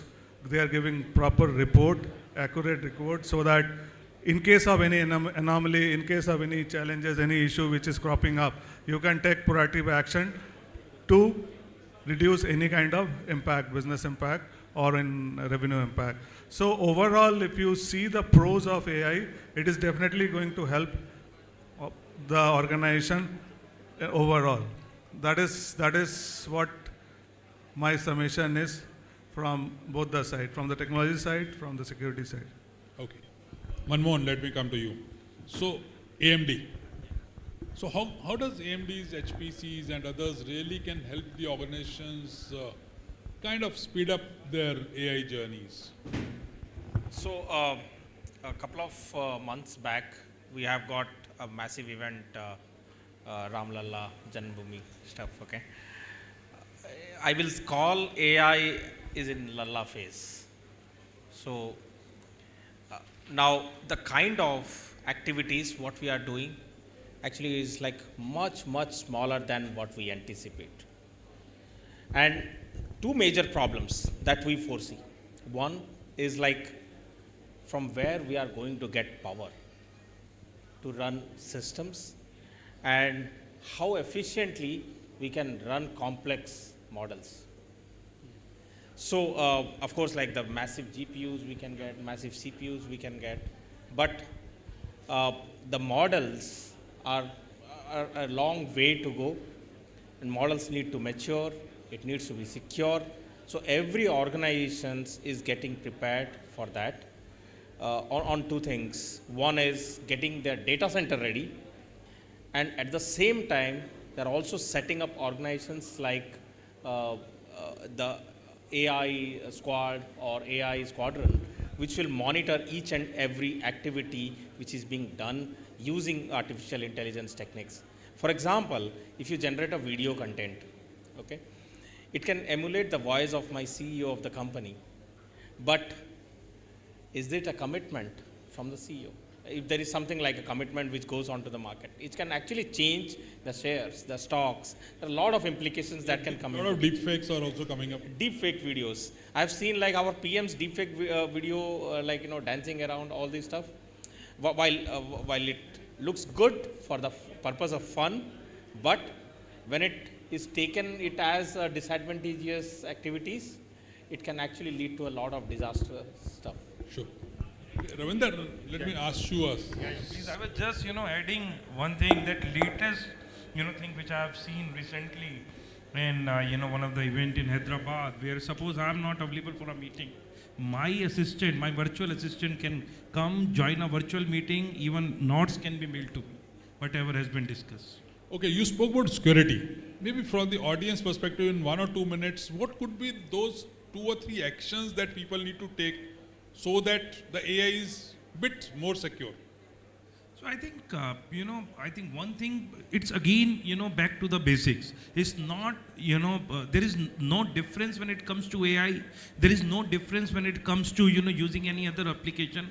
I think the first thing we have to be sure that whatever, most of the time, whatever comes pop up and whatever is getting popular, we just, download that in our, phone, or, that, it is one of the thing.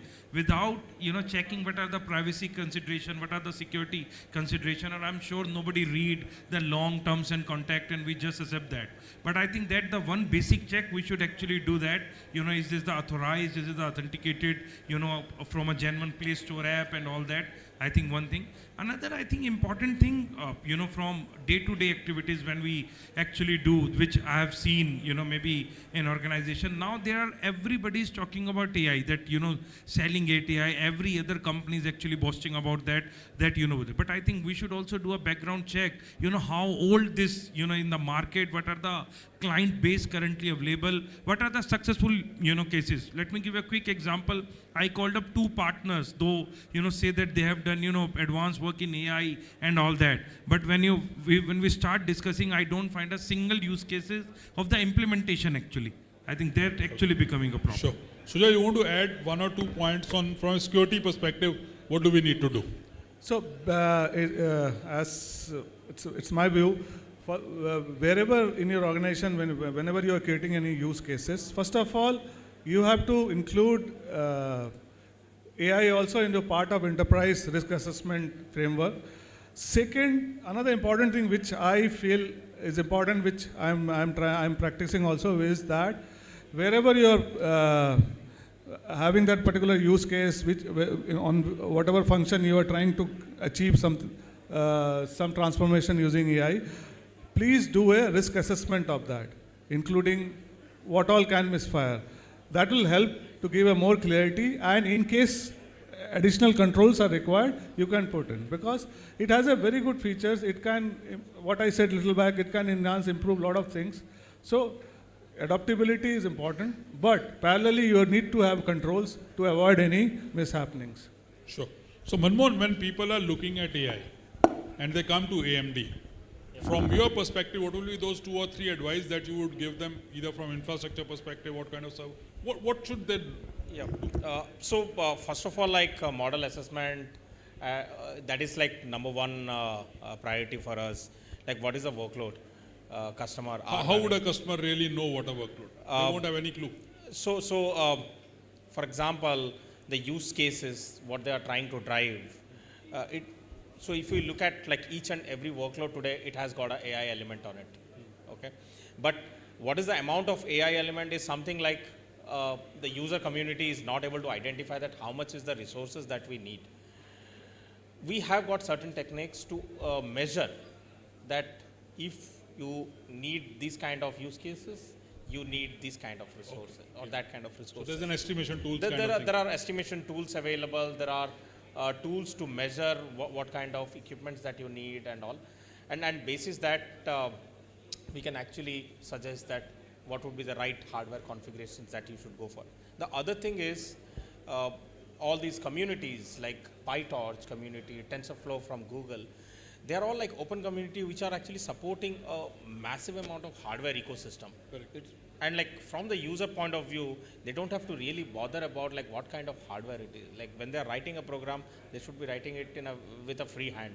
So those are the like new development that is happening on the software ecosystem world. Unlike traditionally, people used to write hard-coded C, C++ programs and all, which used to be very complicated because like complicated applications and complicated hardware. It was very difficult to move those codes onto different architectures and different efficient hardwares. With these kind of open community coming into picture, with open source development happening, actually you have got the full access to the source code. You can actually see that what is the magic that is happening. So Dugal Sahab, there's no legal framework today. DPDP Act has still not come. Still all of us want to do AI and are doing AI. So what are those 2 or 3 things that we should take care irrespective of any regulatory or any such thing? We need to be prepared that in the absence of legislation, your existing law is going to be your guiding factor. Please realize that when as an organization you are doing or installing or implementing AI, you become a network service provider. Under Section 79 of the IT Act, as a network service provider, the law is mandating you must exercise due diligence while you discharge your obligations. For that, the government has already come up with IT Rules 2021, which have been updated on 6th of April 2023. I think it's a good idea that we should do that. We should always remember that, look, just because there is no law, there's going to be no guarantee that I will not come into a mess.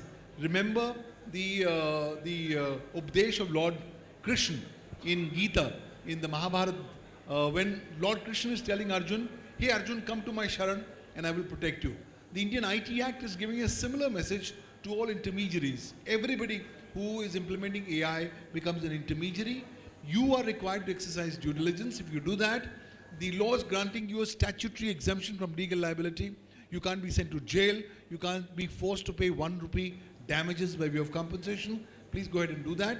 Also, to the best extent possible, please comply with IT Rules 2011, which asks you to put in place and implement reasonable security practices and procedures. I know getting an ISO 27001 certification is 15,000-20,000 rupees, but it's not that 15,000-20,000 rupees.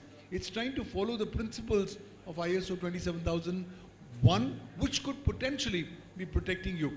See, once you've done everything that the law has required you to do, the law says you cannot keep on guaranteeing that everything will go on fine.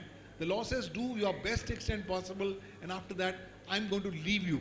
But if you haven't done what the law is wanting you to do, then you're going to be made liable. So let's try to inculcate these due diligence parameters as part of our adoption of the AI strategies, AI implementation processes, and just try for more security, more safety, and more resilience. Thank you very much, Dugal Sahab. So I think as all of you said, AI is important. The security is important, irrespective of whatever we may have on legal or not. I think each one of us needs to take care of all the things so that whatever AI adoption we are doing, only then it will go, otherwise it will fall flat. So with that, I thank each one of you for your thing. And I must tell Ranjan, we saved 2 minutes 33 seconds from what you allotted to us. Thank you very much.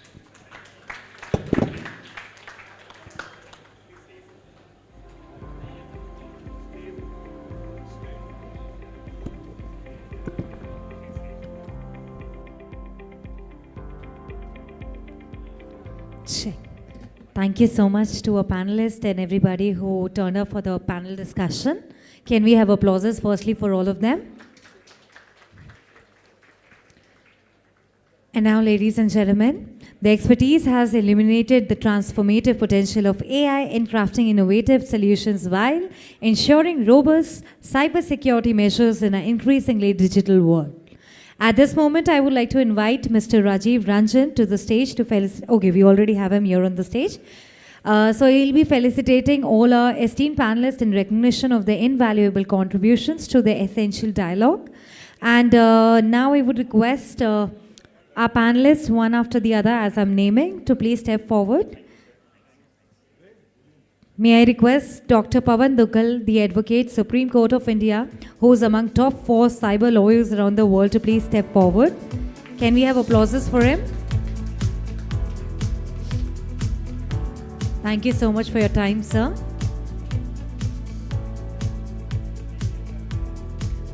Next, I would request Mr. Vijay Sethi, the Chairman and Chief Mentor of Mentor Card, to please step forward. And also our mentor, our panel discussion panelist. Next, I would request Mr. Sujoy Brahmachari, CIO and CISO, Rosmata Technologies Limited, to please step forward. Applauses, everyone.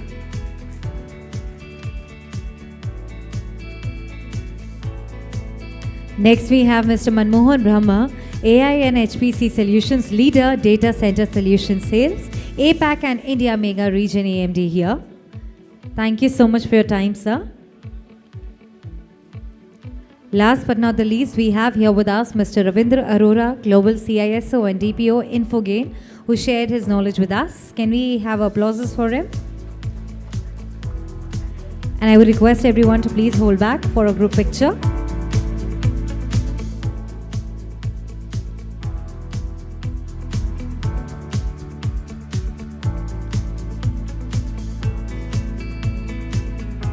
Thank you so much to all our panelists. Now, ladies and gentlemen, we shift our focus to the launch of the highly anticipated DT CIO book, marking its inaugural edition. Yes, ladies and gentlemen, so DT is finally inaugurating its own book.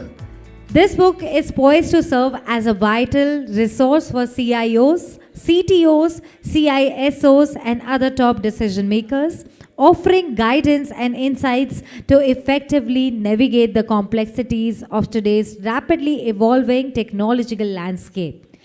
Now the moment we have all been waiting for has finally arrived, the official launch of the DT CIO book. And to lead us in the exciting ceremony, I would request Mr. Rajiv Ranjan and Jyoti Jindal to please stay back on the stage. And I would now request Dr. Pavan Dugal, the Advocate, Supreme Court of India, to once again please step up on the stage. Along with him, I would be announcing a couple of more names who I would request to please step up here on the stage for the book inauguration. Mr. Vijay Sethi, the Chairman and Chief Mentor Card. Can we also have you here? Mr. Manmohan Brahma, AI and HPC Solutions Leader, Data Center Solutions Sales, APAC and India Mega Region, AMD. Mr. Alok Gupta, CEO, India IT 360. Mr. Rajesh Khurana, Country Head Consumer BU, South Asia and Africa, Bivin Technology. Mr. Sevak Nautiyal, Founder and MD, Spark Technologies. Last but not the least, we have Mr. Onkar Sharma, Consulting Editor, DT. Can we please have all of you here on the stage? And now that we have everyone over here, I would request everybody to please get your eyes glued here, because this is something really important for us and very exciting. We will be doing the countdown. So I want all of you all to please unwrap and wave it off to everybody as I say one. So with me, everybody, can we do the countdown all together? Can we hear some noise in the house? Yeah? 10, 9, 8, 7, 6, 5, 4, 3, 2, and 1. Congratulations to each one of us present here. We successfully have the DT CIO book with us.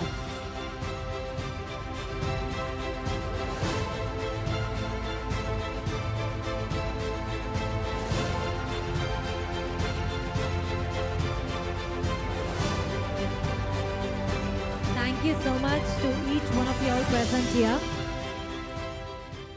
Thank you so much again. Congratulations to DT and to each one of us present here. All those who would like to have a look at the book can contact Mr. Rajiv Ranjan or Ms. Jyoti. And now, ladies and gentlemen, it's time for us to felicitate one of the most important people that we have here who just got a little late, but we would love to felicitate him. So I would request Mr. Rajivji, can we please have you here once again? Can we have Mr. Rajendra Mohanty, the GM TP Link India, here on the stage? And can we have applauses for him? Come on, everyone, put your hands together.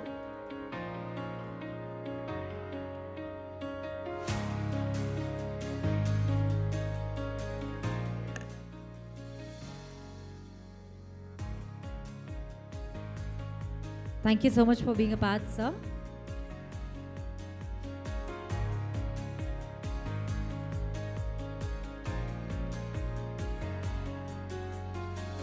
Can we have applauses, everyone? Please put your hands together.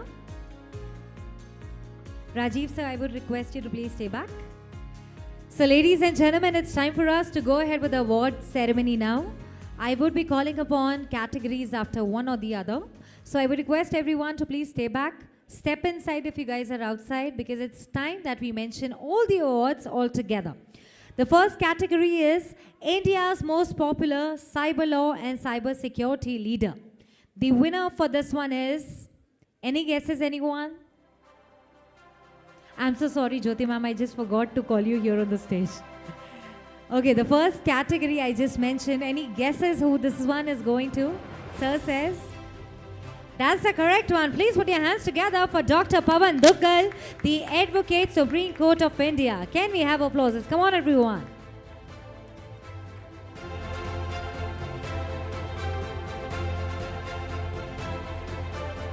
Many, many congratulations, Mr. Dugal.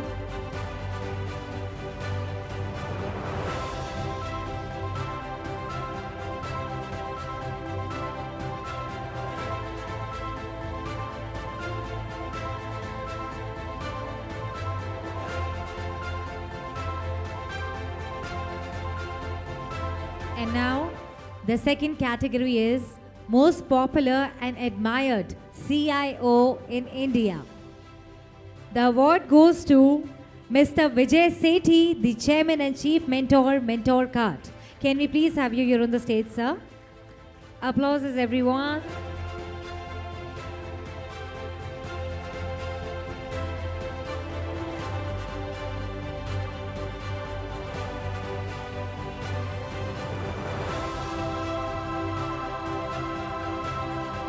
Congratulations, sir.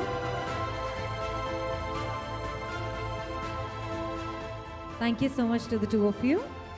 I would now request Dr. Pavan Dugal, can we please have you here on the stage, sir, to give away the next set of awards.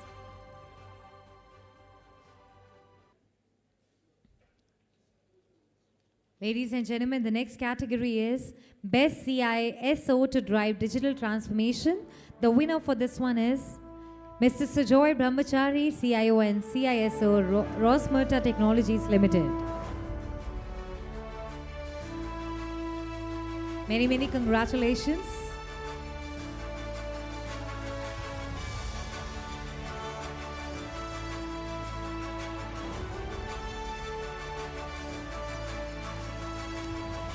These trophies look actually very beautiful, so congratulations, sir, on winning them.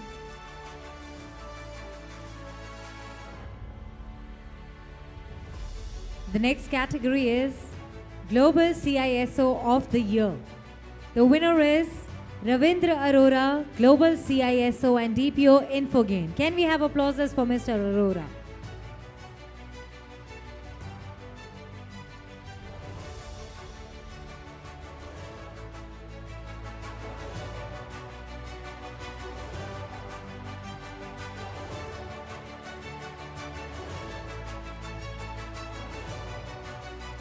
Congratulations.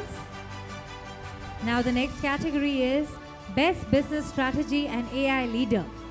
The winner is Nirupam Srivastava, President Strategy and AI Refund.me India. Please put your hands together, everyone.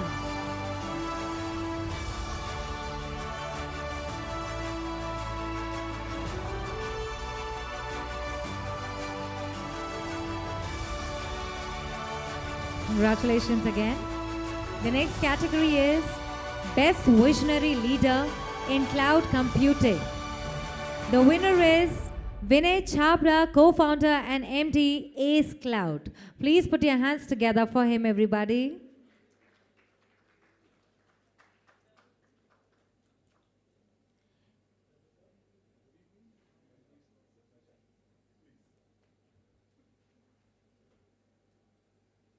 Many, many congratulations to you, sir.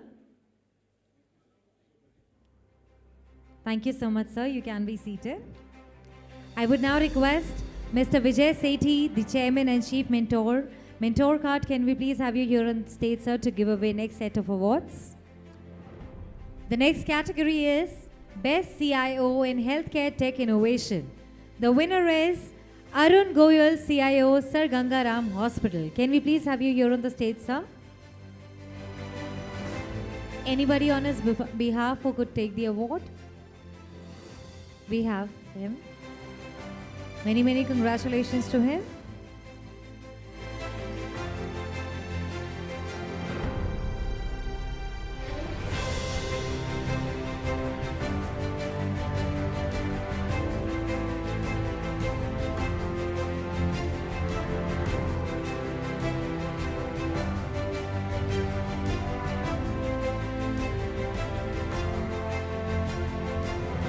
Congratulations. The next category is Best IT Infra Leadership Excellence Award. The winner is Tom Sebastian, CEO, Extron Server Manufacturing. Can we have applauses, everybody?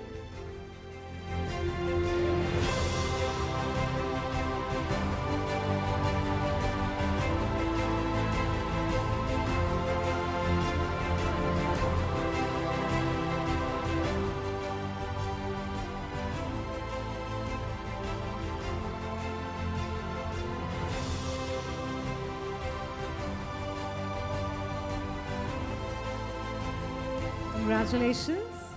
The next category is Best CIO in Travel Technology Award. The winner for this one is Mr. Manoj Srivastav, CIO, Ease My Trip. Applauses, everyone. Can we have a big round of applause for him? तालियों में थोड़ी सी आवाज़ हो तो मज़ा आए, पता चले कि यहाँ पे अवार्ड सेरेमनी हो रही है.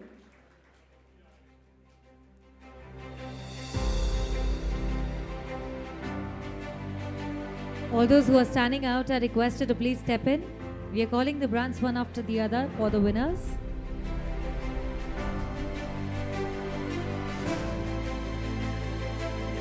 The next category is Best Leadership in Oil and Gas Industry Solutions Award. The winner is Mr. Alok Gupta, MD, Unistol. Can we please have a big round of applause for him?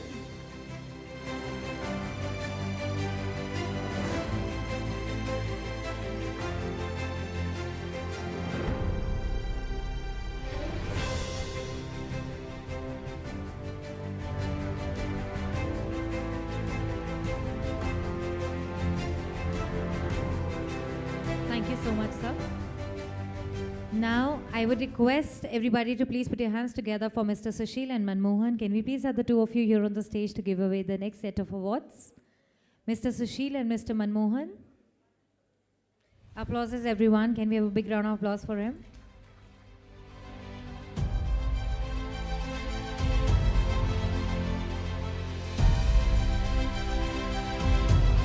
The next category is Excellence in Information Security and Cloud Management Award. The winner is Mr. Jasmeet Singh, VP Business Development, Webine Data Center Private Limited. But he's not here at the moment, so I would request Mr. Gurpreet and Mr. Rahul Gupta to please step up on the stage to take away the award on his behalf.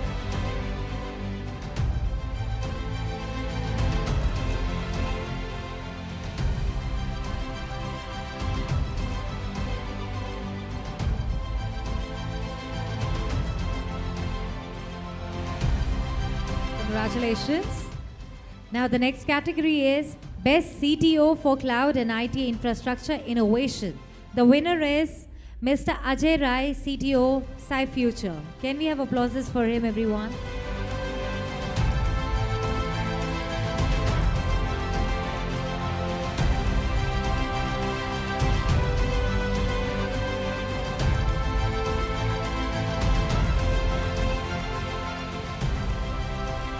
Many, many congratulations.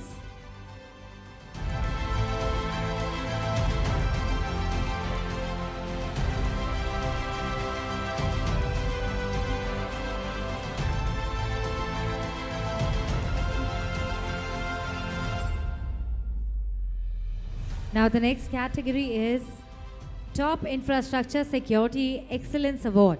The winner is Mr. Chandar Madan, Senior Manager, IT, Somani Ceramics Limited. Can we have applauses for him?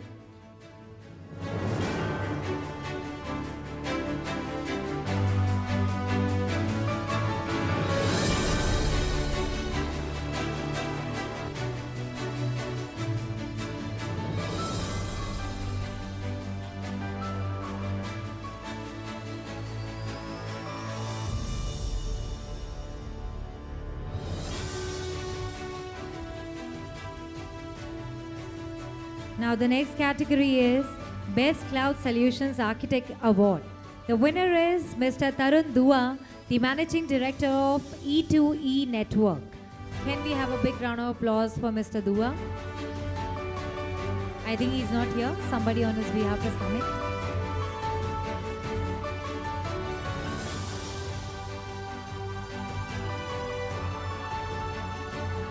Ms. Megha Raheja has come here to receive the award.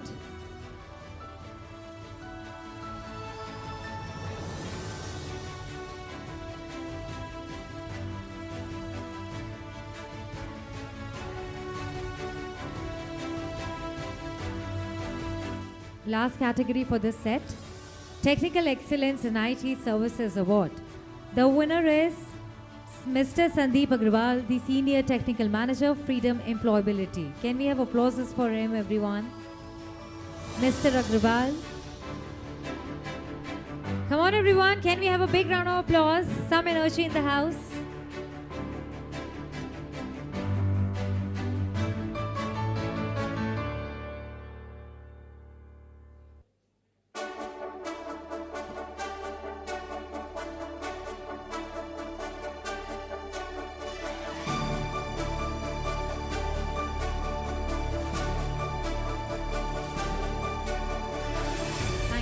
To the two of you. Now I would request Mr. Rajesh Khurana, the Country Head Consumer BU South Asia and Africa, Bivin Technology, to please step forward on the stage, please. Can we have applauses for him, everyone? Now the next category is Best Strategic and Visionary IT Leader. The winner is Mr. Bal Singh, VP and Head IT, Shahi Exports Private Limited. Can we please have applauses for Mr. Singh?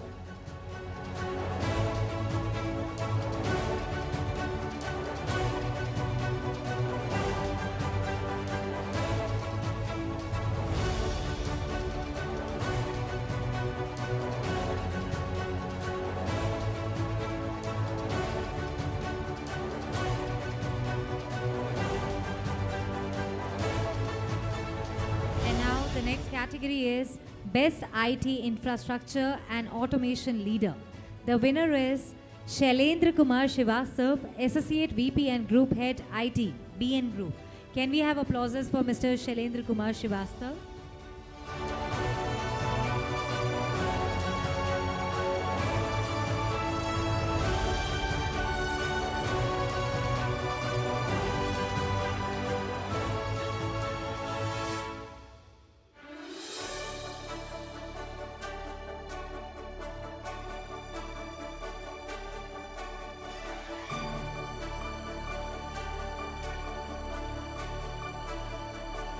Now the next category is Best CTO Award in Financial Services. The winner, I think, is not here at the moment, but anybody on his behalf. The winner is Mr. Dominic Vijay Kumar, VP and Chief Technology Officer at Housing Finance. Anybody on behalf of Dominic Vijay Kumar can come and receive the award. Is there somebody who can receive the award on his behalf? Never mind. Moving on to the next one. The category is Prominent IT Leader for DT. The winner is Sudhir Mahajan, GMIT Hero Cycles Limited. Can we please have Mr. Mahajan here on the stage?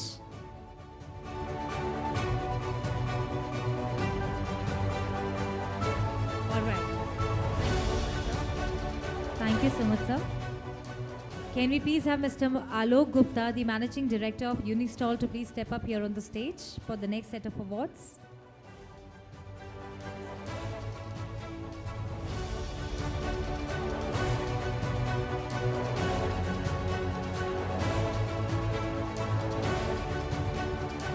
So the next category is IT Strategy Leadership in Energy Sector Award. The winner is Rajendra Singh, the Joint Director, Hindustan Petroleum Corporate Limited. Anybody on his behalf who could come and receive the award? All right. Moving on to the next category, that is DT Leadership Award in Energy Sector. The winner is Mr. Rohit Rajvanshi, Head IT and CISO, Blue Pine Energy. Can we have applauses for him, everybody?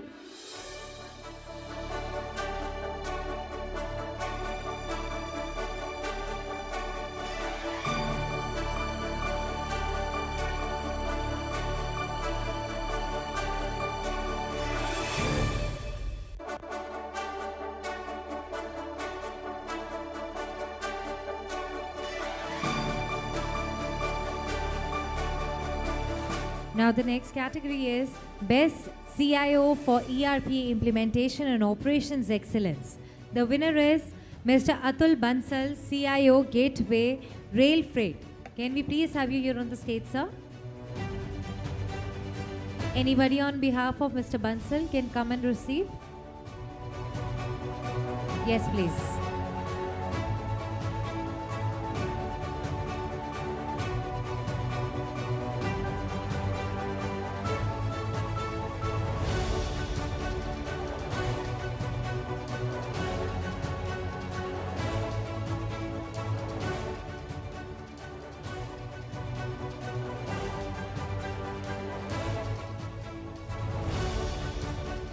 And now the next category is Best CTO in Digital Innovation Award. The winner is Mr. Kapil Mehrotra, CTO, Dhanuka Agritech. Can we please have you here? Anybody on behalf of Mr. Mehrotra who could come and receive the award? All right. Thank you so much, sir.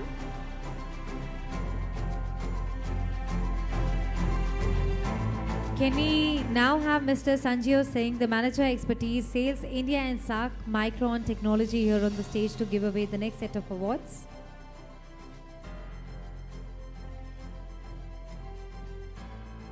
So as he arrives, I would like to announce the first category for this set. That is Best Enterprise Architecture and Digital Strategy Leader.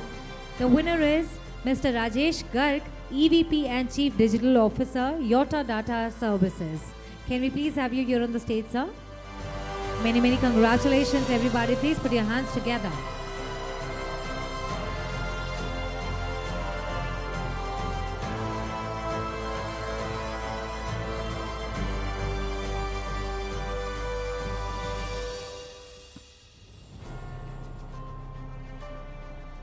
Congratulations. Now the next category is IT Excellence and Strategic Leadership Award. The winner is Mr. Shashank Jain, CIO and VP, Shri Financials. Can we please have you here? All right, I think he's already left. So moving on to the next category, that is Best CTO for Operational Excellence in Logistics. The winner is Dr. Balwinder Singh Banga, Group CTO at Vivans India Limited. Do we have you here, sir? Anybody on his behalf who could come and receive? Moving on to the next. Excellence in IT Strategy and Innovation Award.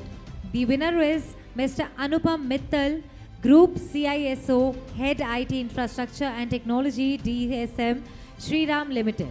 Can we have applauses for Mr. Anupam Mittal?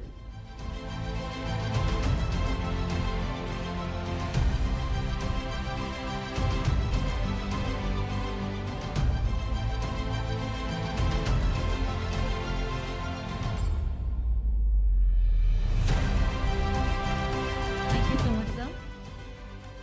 All right. So now it's time for me to call upon the next set of awards, for which I would request Mr. Sevak Nautiyal, MD Spark Technologies, and Mr. Rahul Dubey, the GM. Can we please have you here?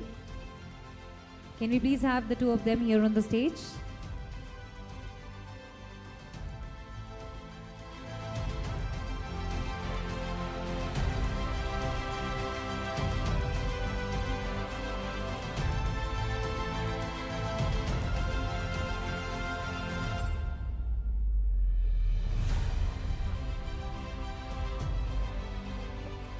Can we please have the two of you together?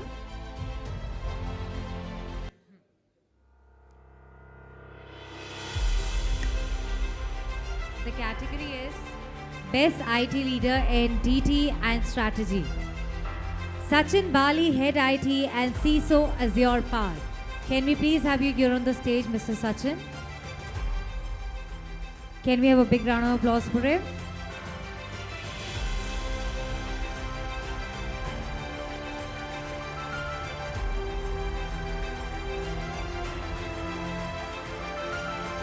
I would also like to mention we also have a lucky draw at the end. So I would request, as soon as we are done with the award function, I would request everybody to please hold back. We'll be moving towards the lucky draw after this. Now the next category is Exemplary Digital Transformation Leader. The winner is Mr. Vikas Sharma, Head IT TCI Express Limited. But he is not here at the moment. I would request Mr. Somnath Kayal to please come here on the stage to receive the award. Everybody, can we have a big round of applause for him?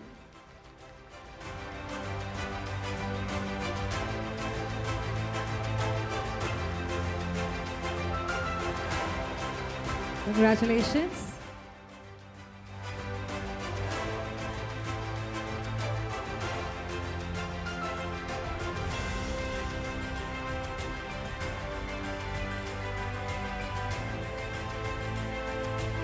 The next category is Top IT Manager in Aviation Technology Award.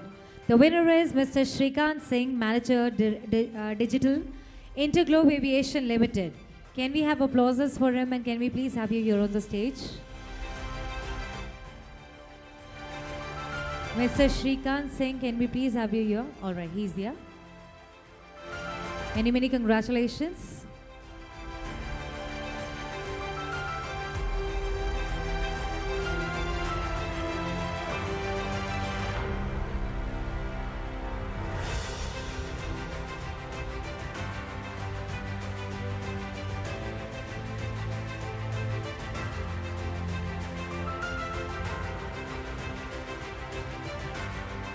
Now the next category is Digital Transformation Champion Award.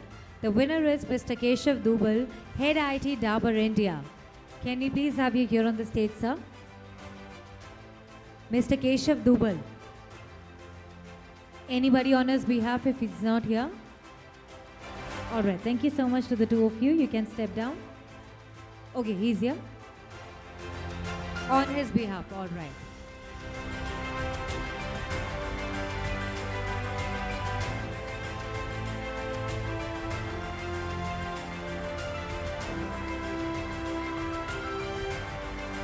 Congratulations.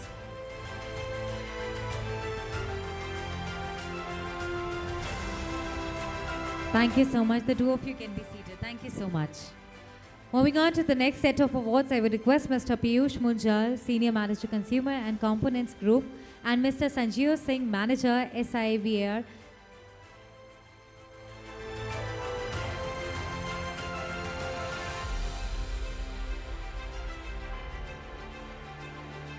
Can we have Mr. Sanjeev Singh, the manager, SIVAR Channel India and SAC Micron Technology, to please step up here on the stage?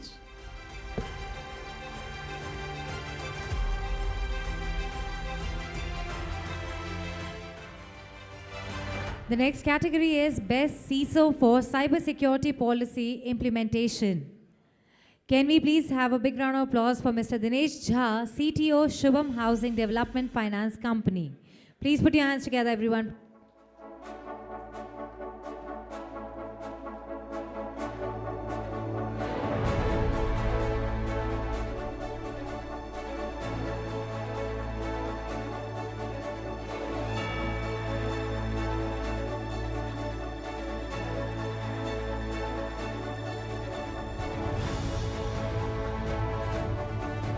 Now the next category is Best CIO for Driving Innovation with Emerging Technologies. The winner is Mr. Manoj Kumar, Group Head IT CIO, Ambika Steels Limited. Can we please have a big round of applause for him? Mr. Manoj Kumar. Many congratulations, everyone. Please put your hands together for him.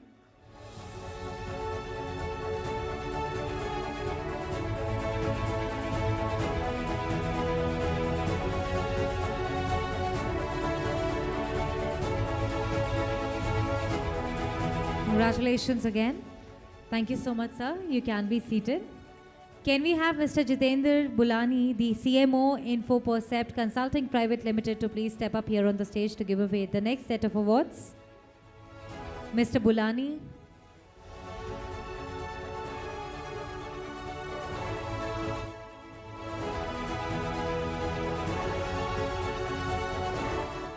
Mr. Jitendra Bulani, can we please have you here on the stage?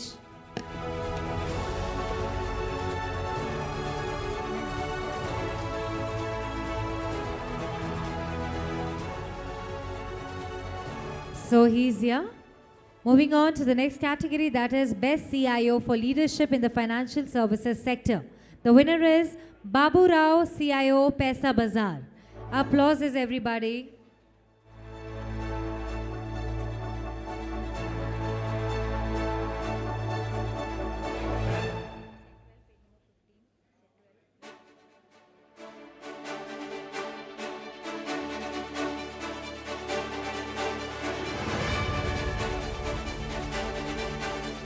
Congratulations.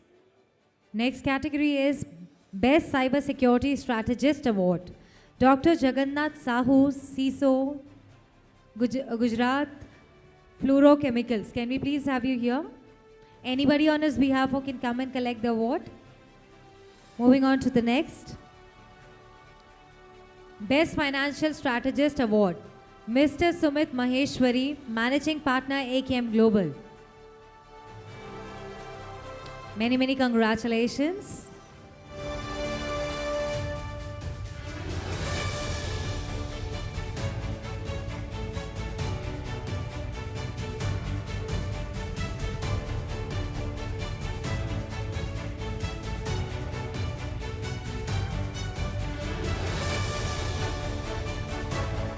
The next category is Most Outstanding CISO Leadership Award. The winner is Mr. Prakash Kumar Ranjan, CISO Samman Capital Limited. Anybody on his behalf? Moving on to the next, that is Excellence in IT Innovation for Automotive Industry.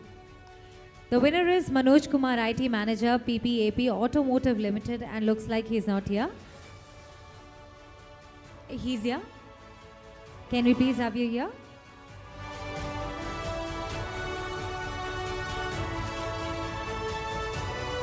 Congratulations.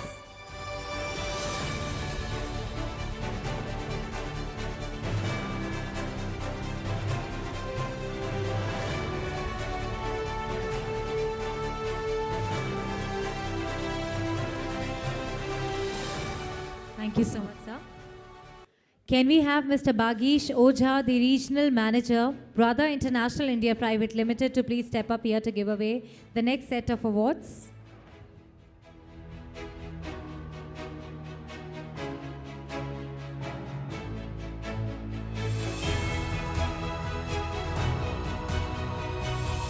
So, ladies and gentlemen, the next category is Best IT Leader in Business Process Transformation Award. The winner is Ms. Monica Sharma, VP Information Technology, Dhampur Bioorganics Limited. Can we please have a big round of applause for the beautiful lady?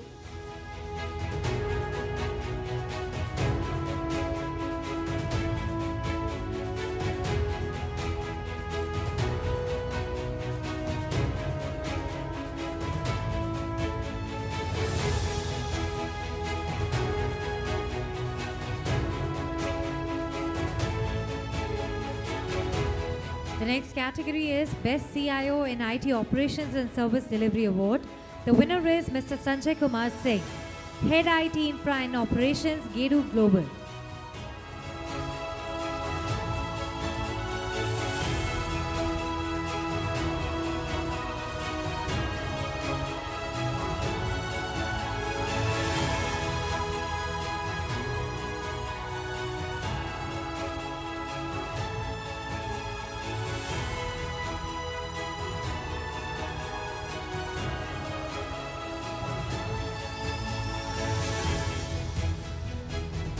Thank you so much, sir. You can be seated. Now, ladies and gentlemen, I would request everybody to please put your hands together for Mr. Arpan Verma, the Senior Sales APJ Progress. Can we have applauses for him? The next category is Best IT Leadership Award in Digital Innovation. The winner is Mr. Ashutosh Srivastav, CTO, Satya Micro Capital Limited. And since he is not here, I would request Mr. Somnath Kayal to please come and receive the award on his behalf. Everybody, can we have a big round of applause? एक बार जोरदार तालियां हो जाए.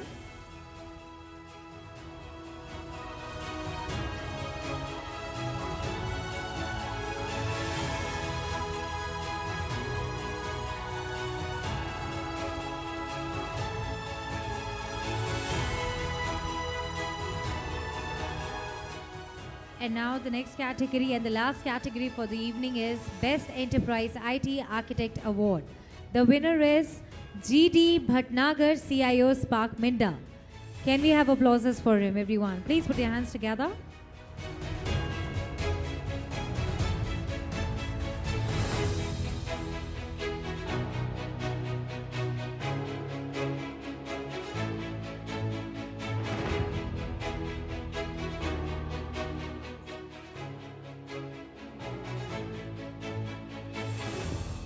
And now, ladies and gentlemen, it's time for us to move towards the lucky draw. I would request everybody to please stay back because it is time for me to go ahead with the lucky draw.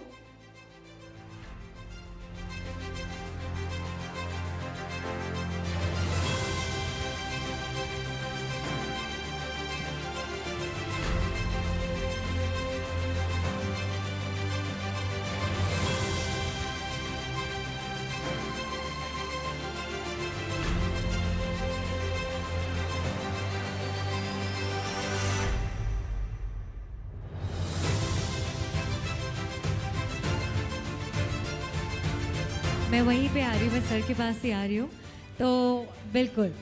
सो पहला lucky draw निकलने जा रहा है. आप लोगों को मैं बता दूँ, TP लिंक के ये टैपो सिक्योरिटी कैमरास हैं. आप लोगों को मैं ये भी बताना चाहूँगी, this is home security Wi-Fi camera by TP Link. So they are the sponsors of all these 3 gifts that we are going to take out of these lucky draw.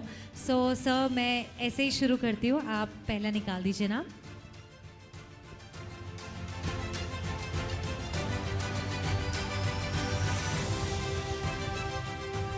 The winner is Mr. Naveen Sharma, the Deputy Manager Corporate Sales from Brother. Do we have you here?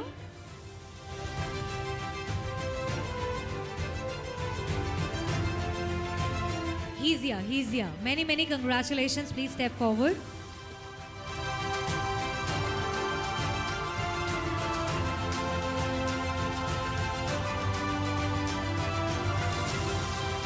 Many, many congratulations.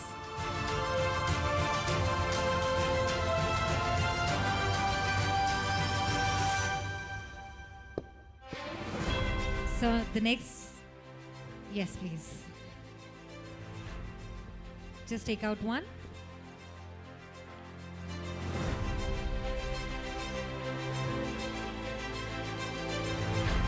Anyone?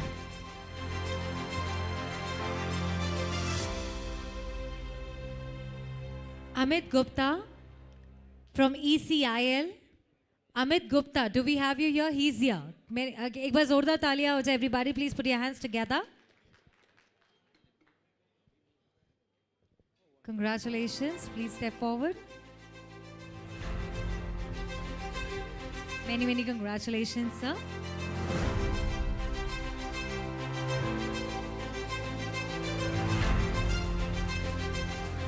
Moving on to the third one. Thank you so much, sir.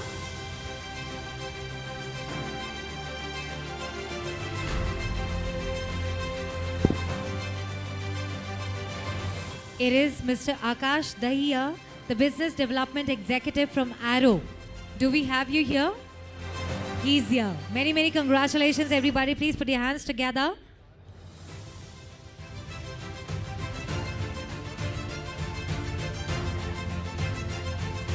Congratulations. Please step forward.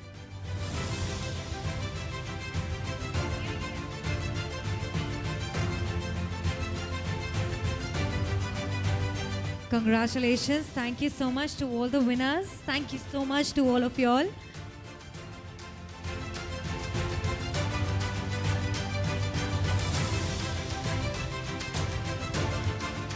Check.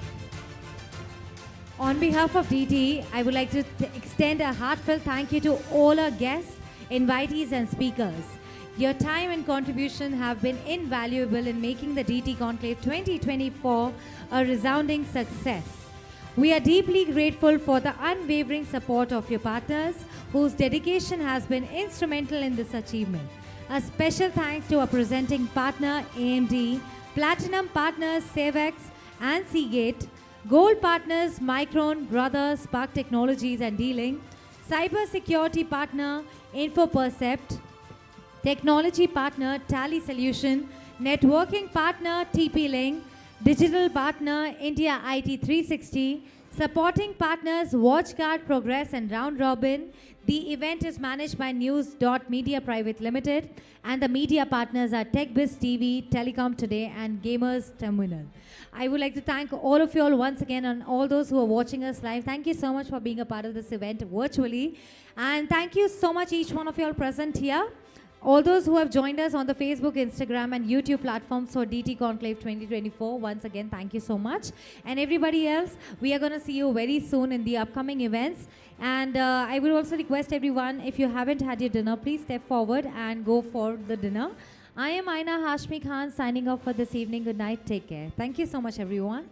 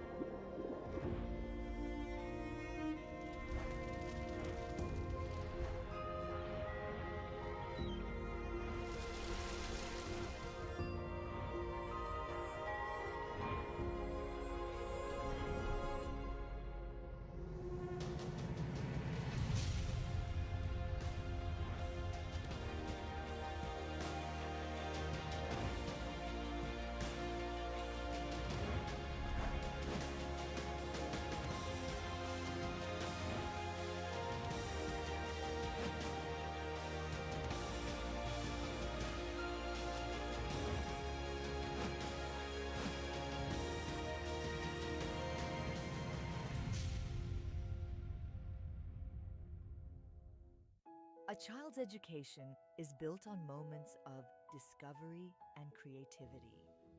With vibrant colors and innovative technology, Brother Printers turn every task into a masterpiece. Brother Printers, your trusted partner. Brother at your side.